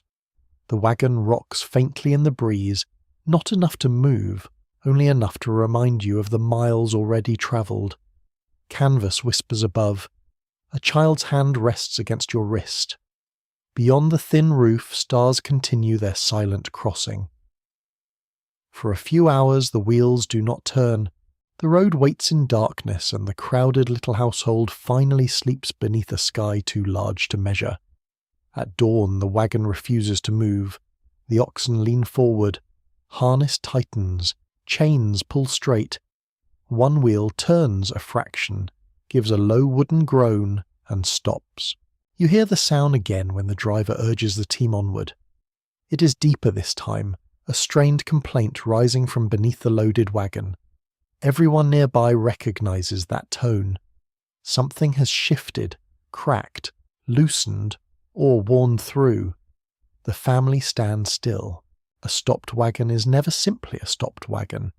It is food delayed, distance lost, grazing time shortened, and weather given another chance to catch you. Every hour matters, yet rushing a repair may destroy the very part you're trying to save. You unload enough weight to inspect the wheel. Sacks come down first. Bedding follows. A chest is dragged into the grass. Children carry smaller boxes and place them in a loose pile, where they're told not to open anything. Naturally, someone opens something. You kneel beside the wheel and run your hand along the rim. Dust has packed into every joint. The iron tire feels warm from yesterday's travel. One spoke has loosened where it enters the wooden hub, and the wheel now shifts slightly under pressure. That tiny movement is enough to cause trouble. Wagon wheels endure constant pounding from stones, ruts, roots, mud, and uneven ground. Their wooden parts swell in wet weather and shrink in heat. Iron tires can loosen as dry wood contracts, while spokes may crack under repeated strain. Wheelwrights are skilled tradespeople, but there is no workshop waiting beside the trail. Your family must carry tools, spare pieces, and enough practical knowledge to keep moving until proper help appears. You fetch the jack. It is a heavy screw device used to lift one side of the wagon. The tool is placed beneath the axle, and you turn it slowly. Wood creaks above you. The loaded wagon rises inch by inch. Everyone is told to stand clear. The youngest child immediately asks how close counts as clear. Once the wheel leaves the ground, the retaining hardware is removed. Grease coats your fingers as you slide the wheel from the axle. It is heavier than it looks. Another adult helps lower it into the grass. Now the damage is easier to see. The spoke has not broken completely, but the joint is loose. You could continue for a few miles, perhaps. You could also watch the wheel collapse at the bottom of a hill. The safer choice is repair. A curious emergency method for tightening a loose wooden wheel involves soaking it in water. The wood absorbs moisture and expands, making joints firmer for a time. Travellers may roll a wheel into a stream or wrap wet cloth around the rim.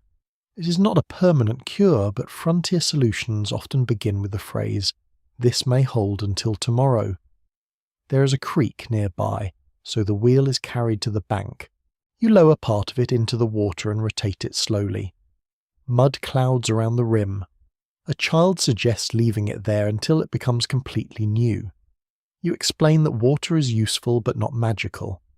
While the wheel soaks, other repairs demand attention. A tear has appeared in the wagon cover near one bow. It began as a small puncture, perhaps from a branch, but wind has widened it. Rain will find that opening immediately. You climb onto a crate and pull the canvas together. A curved needle passes through the stiff cloth with difficulty. Each stitch must be strong enough to resist wind, but not so tight that it tears a larger hole. Your fingers ache from pushing the needle. Someone below holds the canvas steady. The wagon shifts slightly, and you pause until it settles. The patch is not beautiful. It does not need to be. Beauty is now reserved for sunsets, wildflowers, and memories of furniture that does not move. The leather harness also receives inspection. One strap has begun cracking near a buckle. You rub grease into it, then reinforce the weak point with another strip of leather. A snapped harness on a steep slope can place the wagon, animals and family in danger within seconds. Major overland routes often supported a scattered economy of blacksmiths, ferries, trading posts, forts and repair services. Near busy crossings or settlements, a skilled smith might reset an iron tyre, mend hardware, or replace a broken part.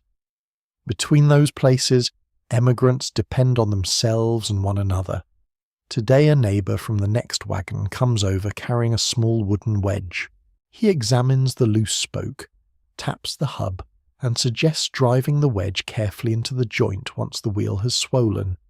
His advice is offered with the calm confidence of someone who has repaired several things and ruined at least one. You accept it. People gather around repairs because knowledge travels person to person. One traveller knows wheels, another understands animals. Someone else can sew leather, set a simple splint, sharpen tools, or identify suitable wood. There is quiet disagreement among historians about how self-sufficient most emigrant families truly were. Guidebooks encourage practical preparation, but diaries also reveal constant borrowing, shared labour, hired assistance, and dependence upon skilled strangers. Survival often belongs less to isolated independence than to cooperation. The wheel is removed from the creek.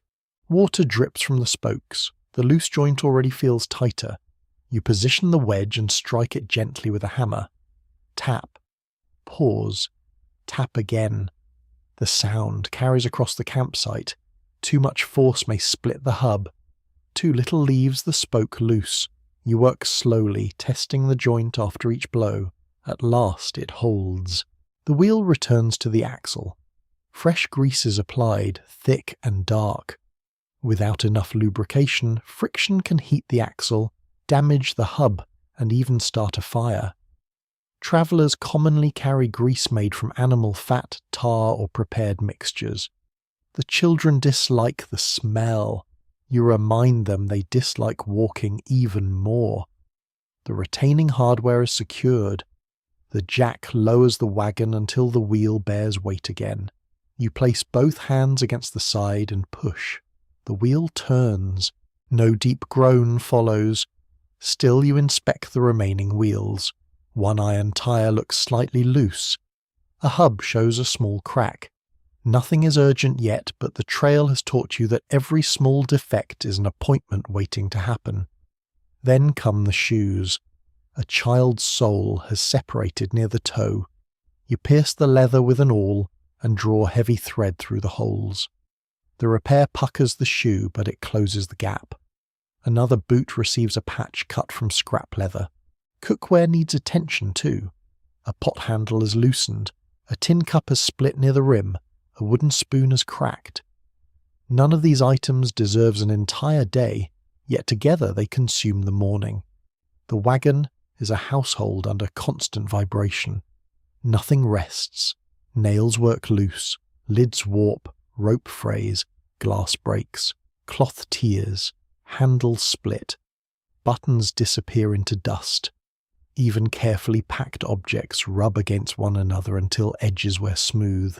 By noon, the campsite resembles a travelling workshop. Tools lie on a blanket. Canvas scraps sit beside leather pieces. Wet spokes gleam in the sun. Children gather shavings and bent nails as though they are rare treasures. You reload the wagon carefully. Heavy sacks return to the floor. Bedding fills gaps. Tools are secured more tightly than before. The repaired shoe goes back onto a dusty foot. The patched canvas lifts gently in the breeze. At last, the oxen are brought forward. The chains tighten. You watch the repaired wheel. It turns once, then again. The spoke remains firm. The wagon rolls across the grass and returns to the trail. Everyone begins walking. Behind you, the creek continues flowing past a few wood shavings and the faint print of the wheel that's soaked along its bank. Ahead, every mile promises another loose nail, worn strap or unexpected crack. Yet the family moves because hands can stitch, hammer, tie, grease, patch, and improvise. The wagon survives not by remaining whole, but by being repaired again and again before it falls apart.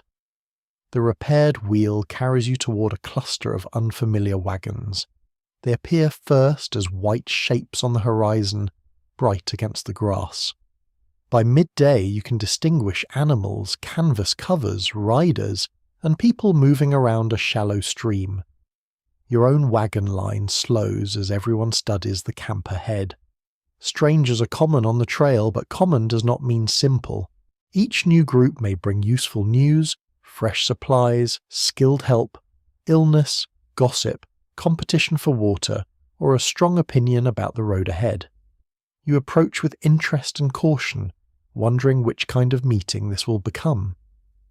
A man from the other company walks forward and raises one hand. Your driver returns the greeting. Within minutes, the two groups begin exchanging questions. Where did you come from? How is the crossing behind you? Is there grass ahead? Have you seen any abandoned animals? How far is the next trading post? The answers arrive in several versions. One traveller says the next water lies 10 miles west. Another insists it is closer to 15. A third claims there are 2 springs, though one tastes unpleasant. Trail information is valuable, but it is rarely neat. News moves from mouth to mouth, changing slightly with each telling. A steep hill becomes a terrible mountain. A muddy creek becomes an impassable swamp. A difficult crossing becomes perfectly safe after someone survives it. You listen and remember that confidence is not the same as accuracy. Overland migration creates a moving society of strangers. Families join companies for protection and cooperation, then leave when disagreements arise or travel speeds differ. People meet at rivers, forts, ferries, campsites, and natural landmarks, forming brief communities that may last a night or several weeks. You may never see these people again. Still, for one evening, their campfire becomes part of your world. The children make friends first. They notice one another before the adults finish discussing water. Within minutes, a game begins near the wagons. Names are exchanged. A carved whistle changes hands. Someone displays a beetle in a jar as though presenting a royal treasure. The adults move more slowly. You study clothing, animals, tools, and wagon condition. A well-kept harness suggests experience. A thin team suggests trouble. Fresh canvas may mean a late departure. Patched wheels tell a familiar story. One woman offers you a handful of dried cherries. You give her a little coffee in return. Neither trade is equal by strict measure. but both sides leave pleased. Barter is common where money cannot provide what is needed. Food, medicine, cloth, ammunition, tools, labour, and information may all be exchanged. A person with blacksmithing skill can be more valuable than someone carrying coins. Nearby, a trader has set up a small collection of goods beside his wagon. He offers needles, tobacco, flour, buttons, powder, salt, and a few pieces of bright cloth. His prices are high. Everyone notices. He notices that everyone notices and remains completely untroubled. Remote trade rewards the person who owns the last useful needle for 50 miles. One unusual practice among travellers is writing names and dates on prominent rocks, cliffs, or buildings along the route. These markings become a rough public record of passage. Some travellers carve carefully. Others paint names with axle grease, a method that gives family history the appearance of a wagon repair. You hear that a famous rock lies several days ahead. The children immediately begin planning what to write on it. You explain that carving a name requires tools, time, and permission from whoever currently believes they are in charge of the chisel. The camp contains people from different regions and backgrounds. You hear accents from several states. Some families are farmers, others are merchants, craftspeople, miners, missionaries, or labourers. A few travel alone, some seek land, some hope for gold, others are joining relatives already farther west. Their reasons overlap, but their expectations do not. One man speaks as though fortune waits beside the road. Another quietly admits he would turn back if turning back were easier. A guide joins the conversation near the fire. He claims to know a shorter route through the hills. His description sounds attractive. Better grass, less mud, fewer miles. Shorter routes possess a dangerous charm. Everyone is tired enough to believe in them. You ask how many wagons have used the path. The guide avoids the number. That answer tells you more than the rest. Debate continues among historians about how much authority professional guides truly held within wagon companies. Some were experienced and highly useful. Others exaggerated their knowledge. While many groups relied on elected captains, guidebooks, earlier travellers, indigenous knowledge, and simple observation. No single voice controls the trail for long. The conversation changes when several indigenous riders appear at the edge of camp. They approach at a measured pace, visible and calm. The emigrants watch closely. Some faces show curiosity, others show fear shaped by rumour. The meeting may involve trade, requests, directions, or simple observation. Indigenous nations along the major routes are not one people with one response to migration. Communities differ in language, politics, experience, and interest. Some offer food, horses, ferry services, or local knowledge. Others face damaged grazing lands, depleted game, disease, and increasing intrusion into their territories. You feel the limits of your understanding.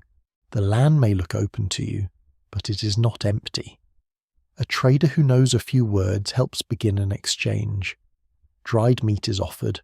Cloth and metal goods are examined. Gestures fill the spaces where language fails. One of the children stares openly until you place a hand on the child's shoulder. The riders notice the wagon, the oxen, and the growing number of emigrants. Their expressions are difficult for you to read. You wonder what your family looks like from their side. Perhaps you appear exhausted, overloaded, and strangely determined. Perhaps you appear as one small part of an approaching flood. Military forts also shape encounters along some routes. Soldiers may provide directions, medical help, mail service, repair contacts, or a sense of order.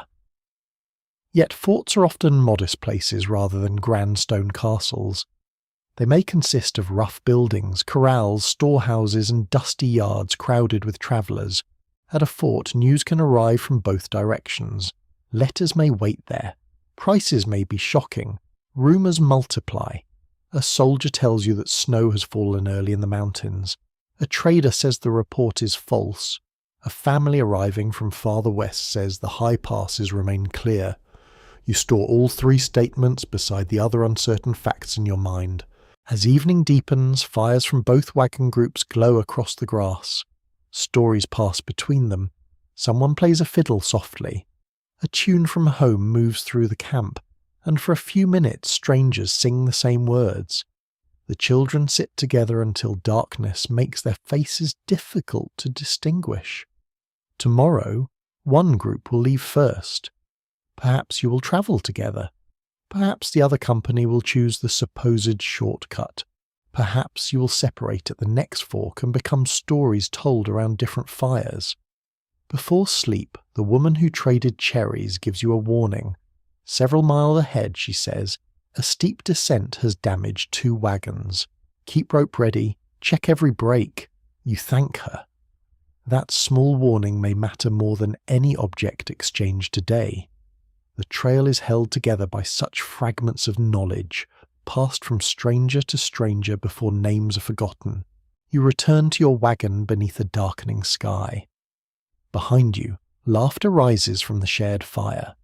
Ahead, the road carries rumours, opportunities, dangers, and people whose lives will touch yours briefly before rolling away. Inside the 10-foot wagon, the children repeat the new names they learned.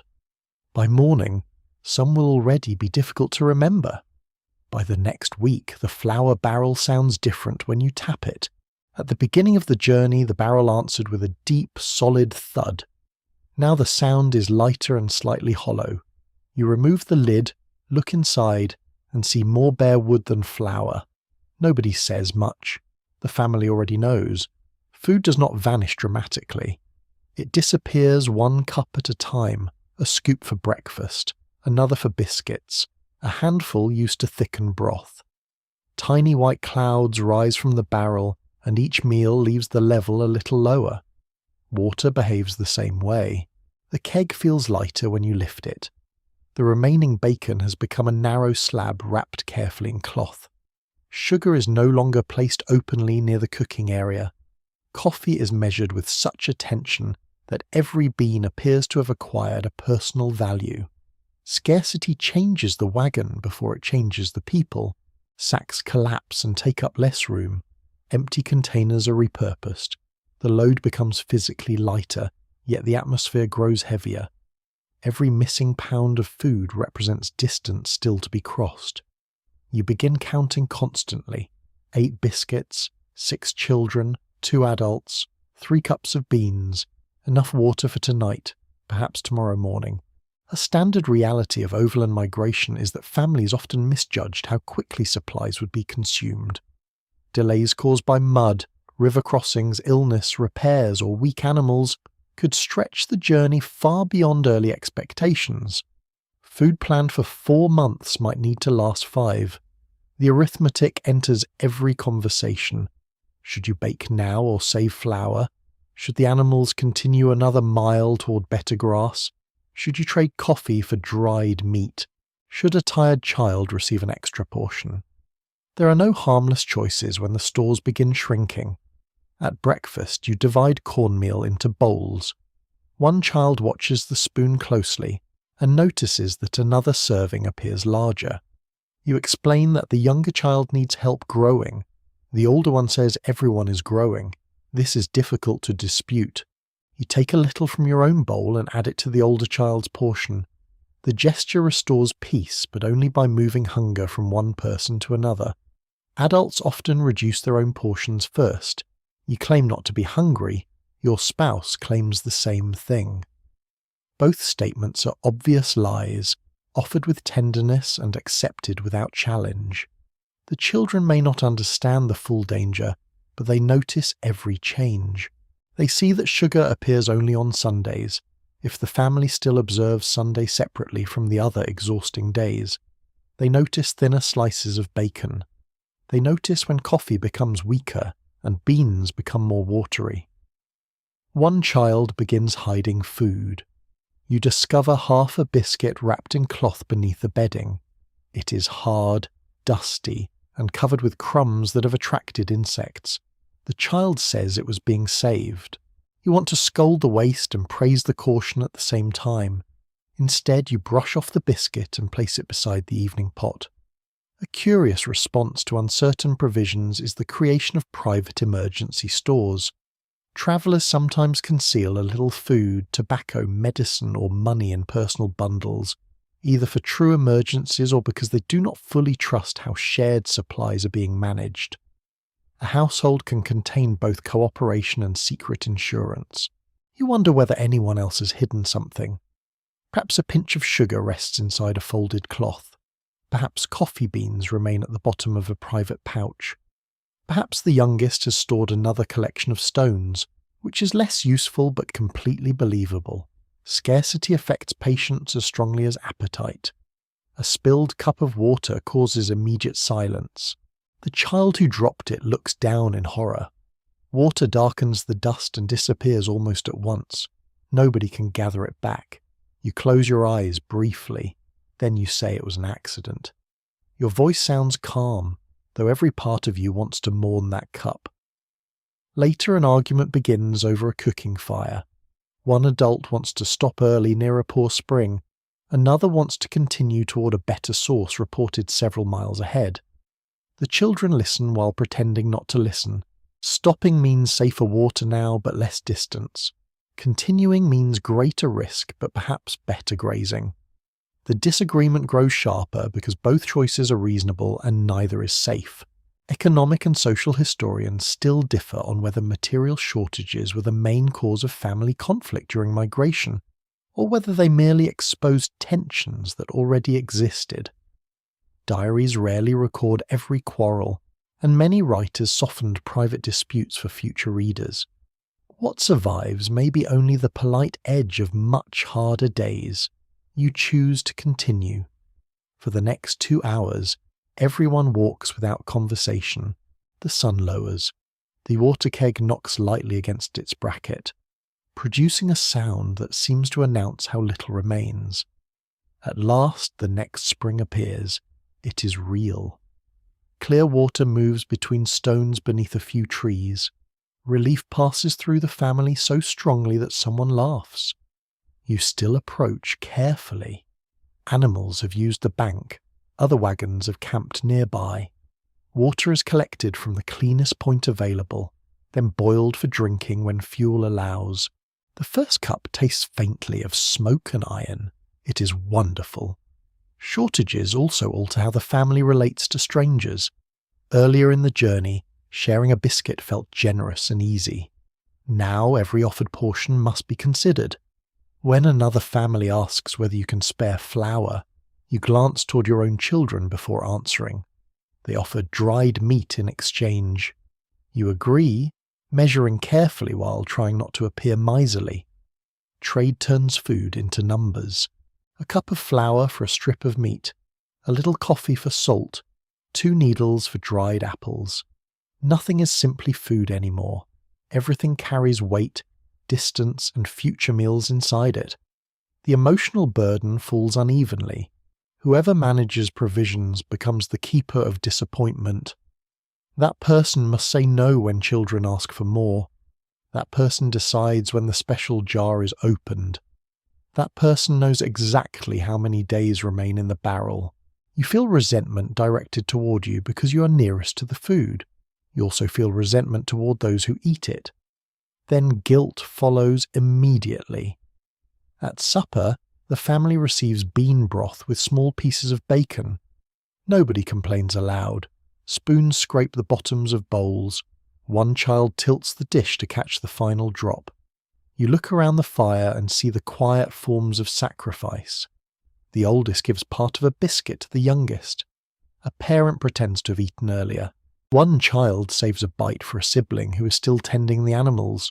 Scarcity can make people guarded, but it can also make generosity more visible. A gift means little when plenty surrounds you.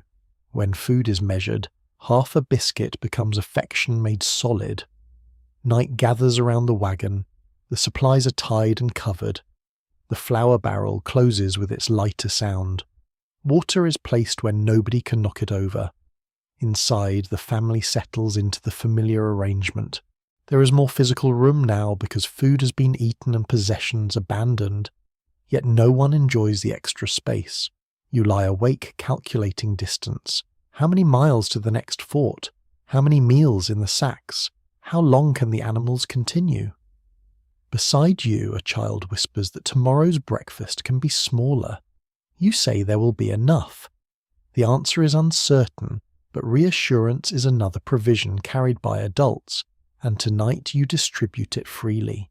The first object left beside the trail is a chair.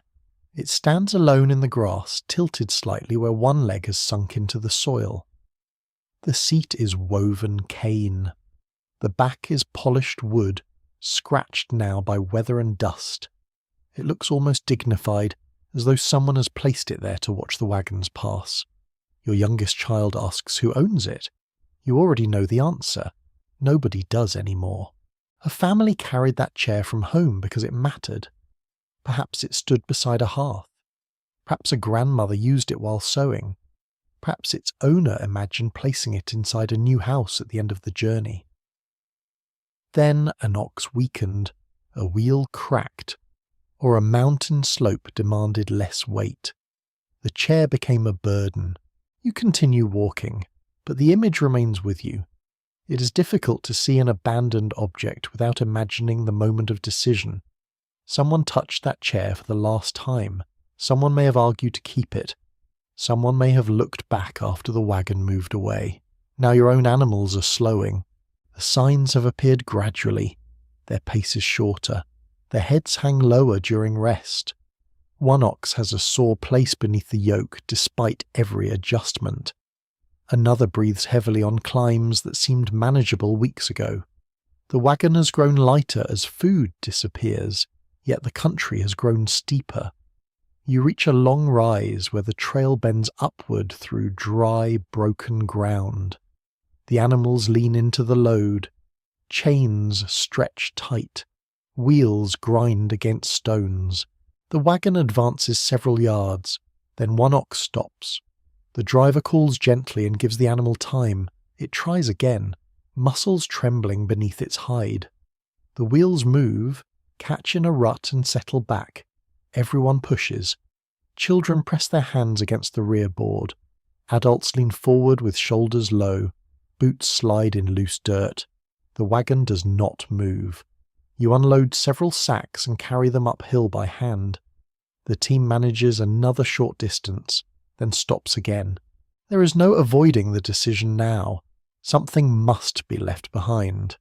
Abandoned goods become a familiar feature along the western trails.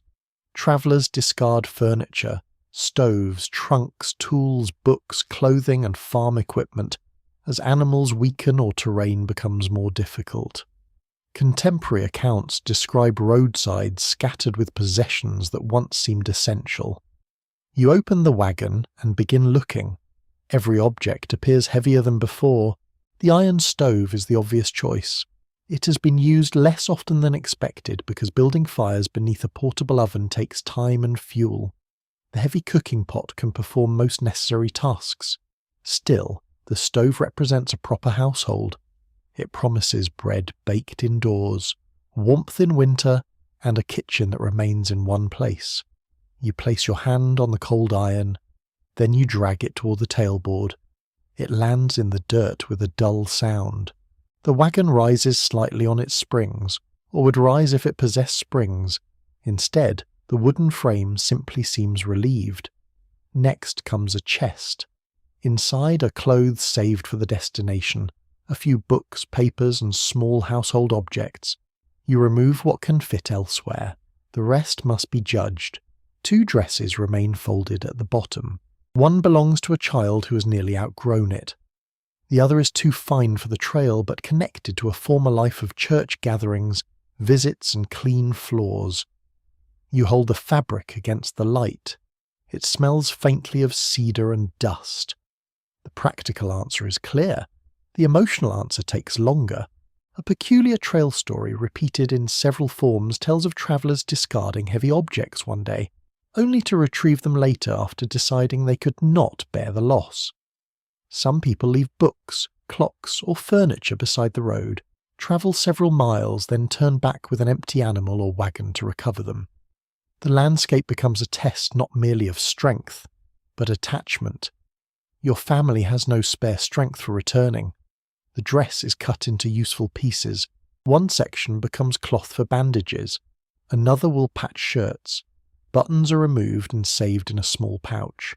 The fine garment disappears, but its material continues travelling in fragments. Nothing sentimental remains purely sentimental for long. A cracked mirror comes next. It is small, but the frame is heavy. The glass is already split across one corner from weeks of jolting. You lift it and see your own face beneath a layer of dust. For a moment you barely recognize yourself. Your cheeks look thinner.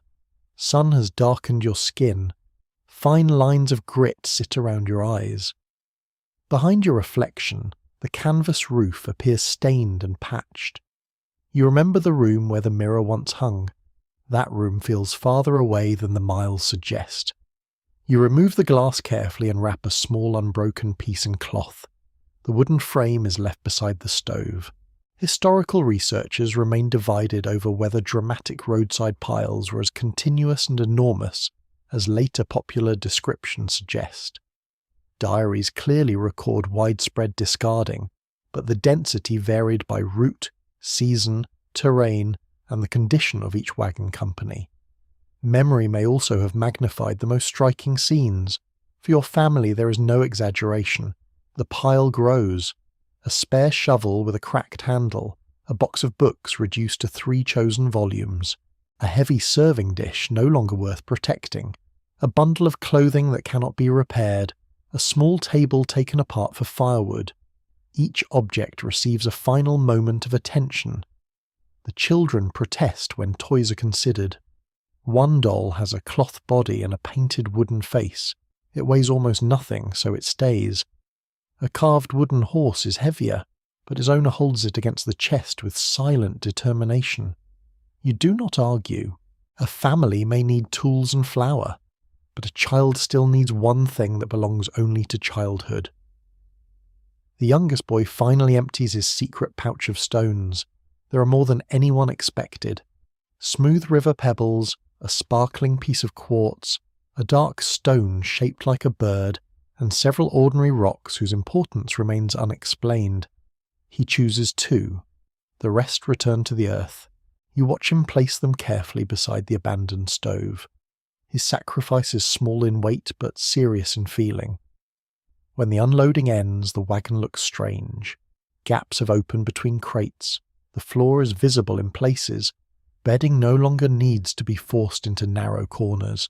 The family should feel relieved. Instead, everyone stands quietly around the discarded possessions. They form a rough portrait of the life you intended to build. Furniture for rooms not yet constructed. Clothing for occasions that may never happen. Tools for land you do not yet own. Books for evenings you imagined would be peaceful. You cannot carry the imagined future and survive the present. That is the cruel arithmetic of the road. The team tries the hill again.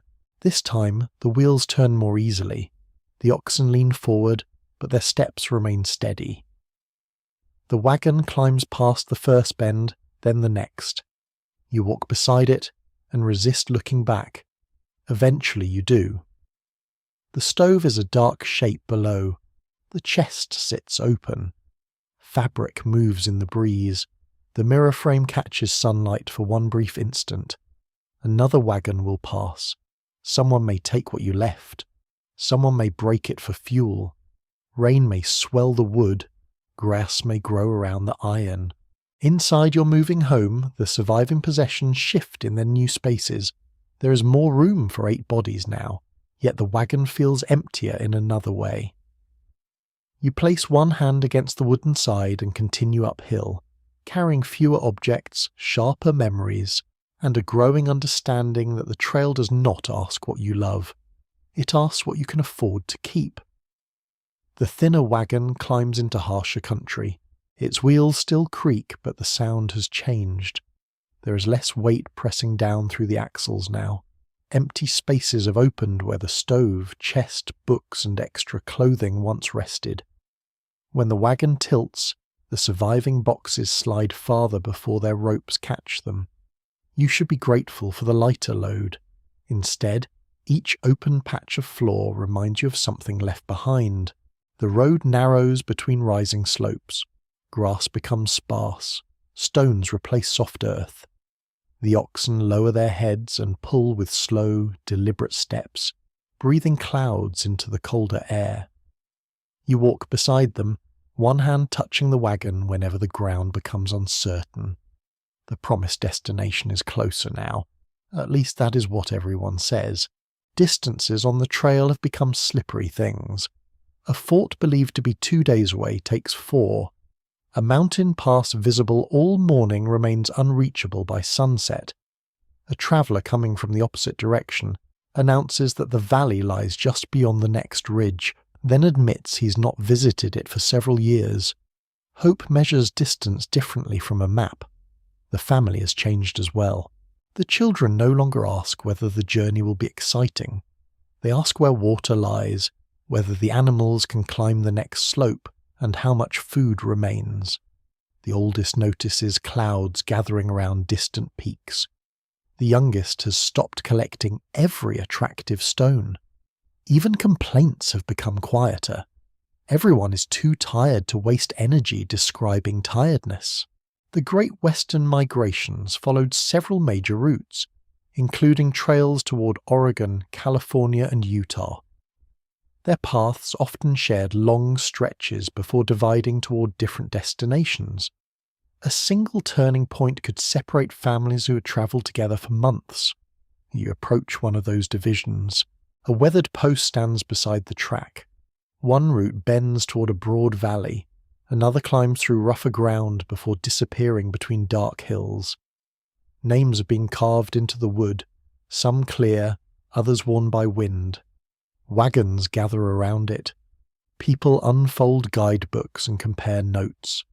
A man points toward the valley and says it offers easier travel. Another warns that water there has failed.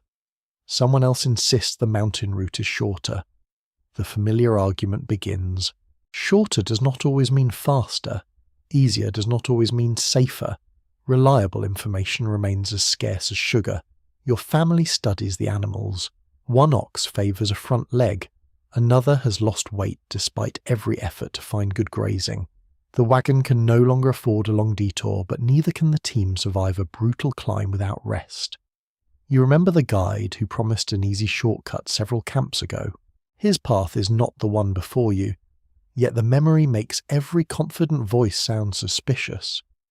Researchers still wrestle with how much emigrants trusted printed guidebooks compared with first-hand advice. Some travellers followed published directions closely.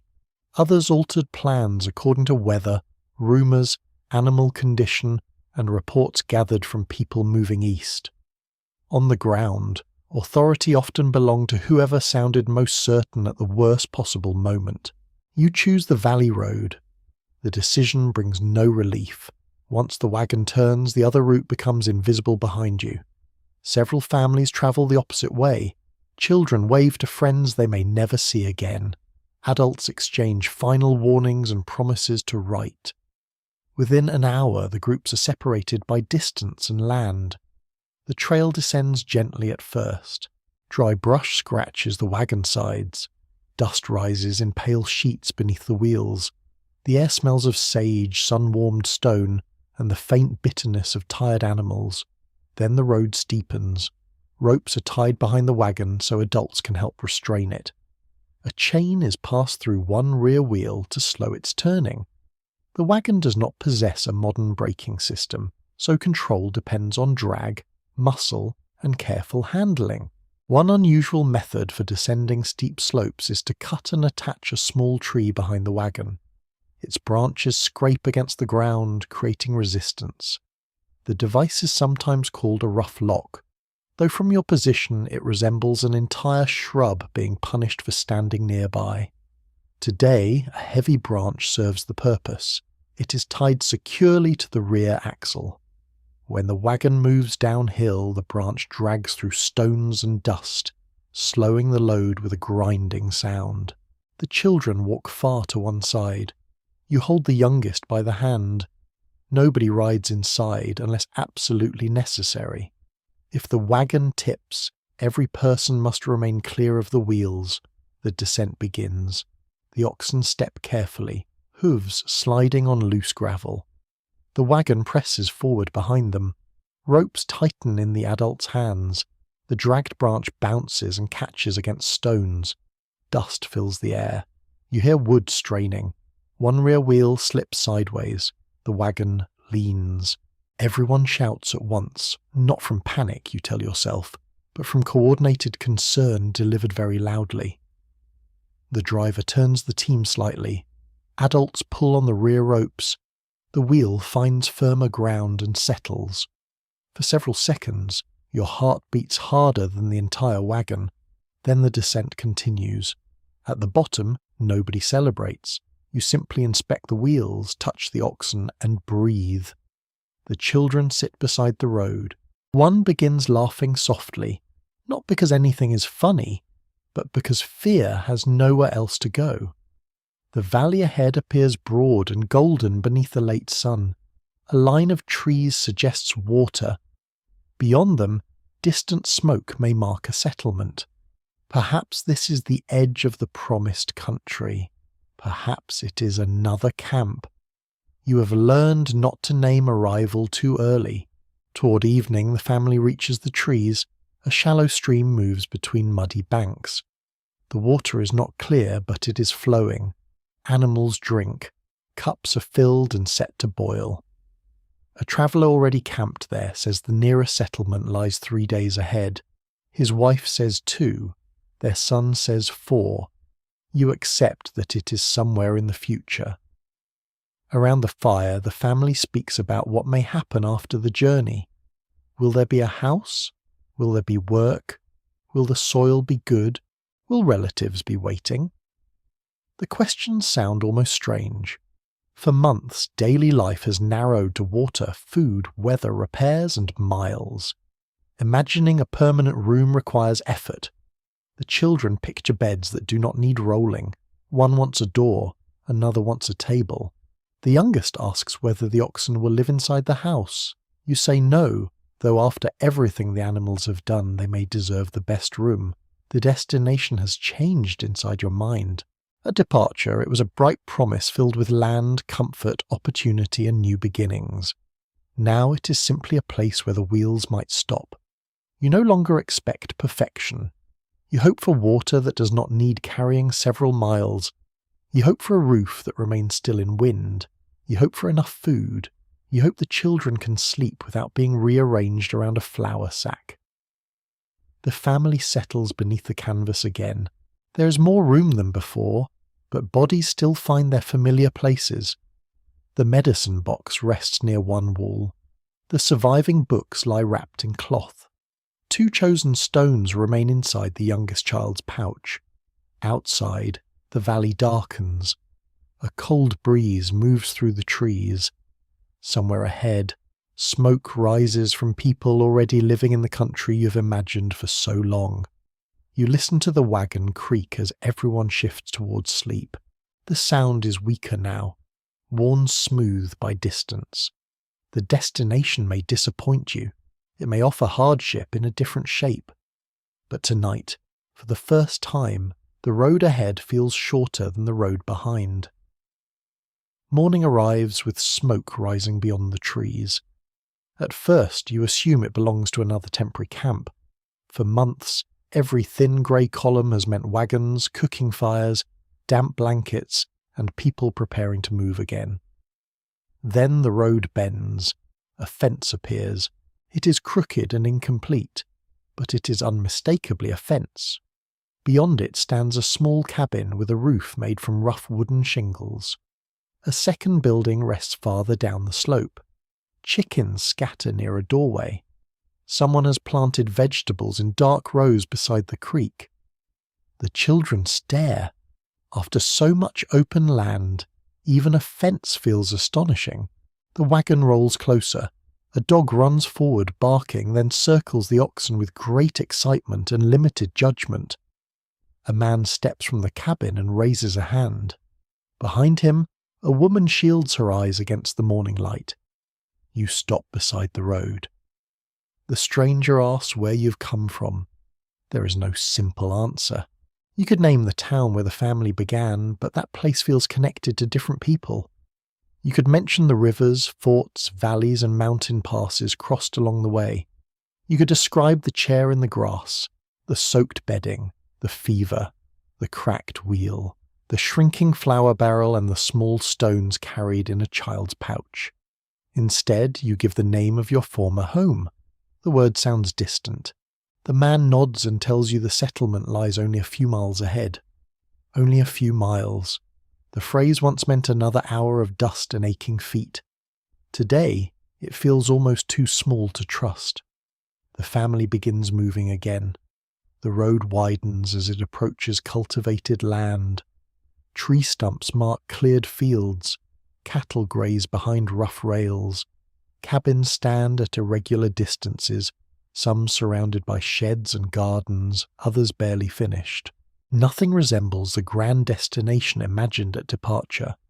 There are no shining streets. There are no elegant houses waiting with open doors. There is mud, smoke, unfinished timber, barking dogs, laundry, stacked firewood, and people who appear almost as tired as you are. It is beautiful. Many emigrants reached Western settlements only to face another demanding period of labour. Arrival did not end hardship. Families still needed shelter, food, employment, land, and community. Some stayed near established towns. Others continued into rural districts and began building homes almost immediately. The wagon enters the settlement at walking pace. People glance up from their work. Some recognize the look of new arrivals. They have seen the same dust on other faces and the same uncertain mixture of relief and worry. A blacksmith pauses beside his forge. A shopkeeper watches from a doorway. Children run near the wagon, asking where you came from and whether you saw buffalo, mountains, or danger. Your own children answer all three questions at once. The oxen stop near an open patch of ground beside several other wagons. Their heads lower as soon as the strain leaves the yoke. For a moment, nobody in the family moves. The journey has trained you to expect another task. Unload the bedding, find water, gather fuel, check the wheels, prepare supper. But today, the wheels may not need to turn again tomorrow. You place one hand on the wagon side.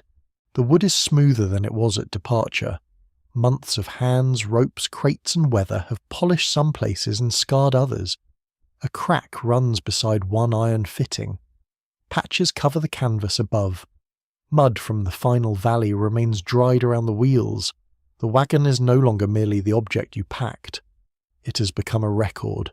Every stain belongs to a storm. Every patch remembers a branch or torn seam. Every worn board marks the movement of bodies through the same narrow space. The children climb out slowly. The youngest jumps to the ground and looks back as though expecting to be called inside again. The oldest stretches both arms, enjoying room that belongs to nobody else. Someone laughs. Someone begins crying. The emotions arrive together, untidy and impossible to organise. A local family offers temporary space inside a shed until you arrange something better. The building has 3 solid walls and a roof that does not move. There's no proper floor, only packed earth, yet it seems enormous. The children walk around it, measuring the space with their steps. One claims a corner.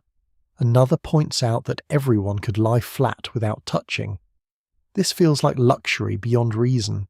A quirky feature of many new settlements is the speed with which wagon parts acquire second lives. A wagon box may become storage, a chicken shelter, a bed platform or part of a cabin wall. Canvas becomes roofing or a partition. Wheels serve as gates, supports or spare material. After carrying a family across the country, the vehicle may slowly disappear into the new household. You wonder what will become of yours. Perhaps it will remain useful for hauling wood. Perhaps the canvas will cover tools.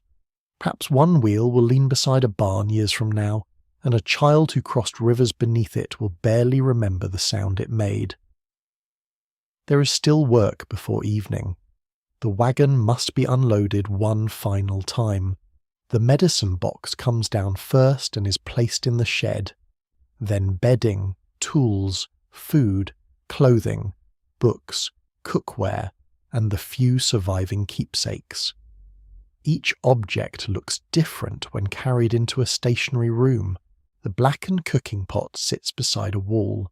The quilts lie on the ground without needing to be rolled immediately. The books rest on a crate and remain there. The youngest child empties a pouch and places 2 stones beside the bedding. One is smooth and pale. The other resembles a small bird if viewed with great generosity. The child has carried them farther than the stove, the mirror frame, and most of the furniture. That seems appropriate. There is continuing discussion among historians about how families remembered the overland journey once settled.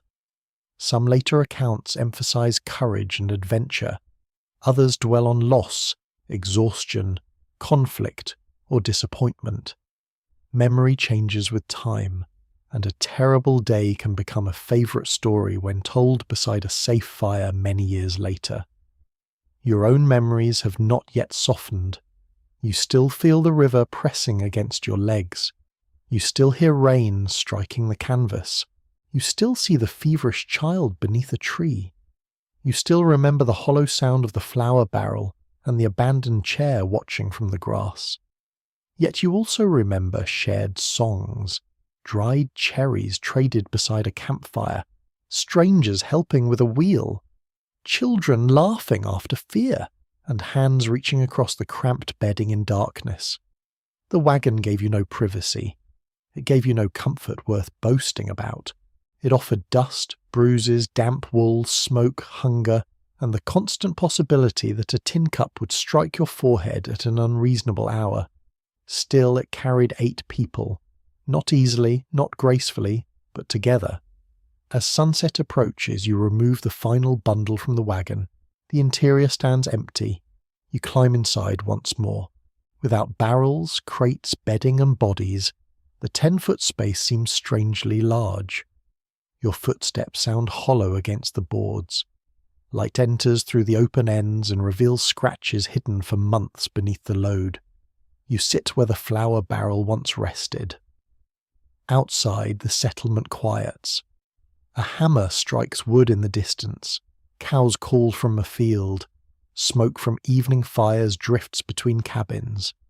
The wagon does not feel like home anymore. That change happens quickly. The children are already arranging blankets inside the shed. One has discovered a nail suitable for hanging clothing. Another is discussing where a table might stand. You step down from the tailboard. For the first time in months, you do not check whether everything is tied securely. You do not test the axle grease. You do not study the sky for rain that might trap the wheels.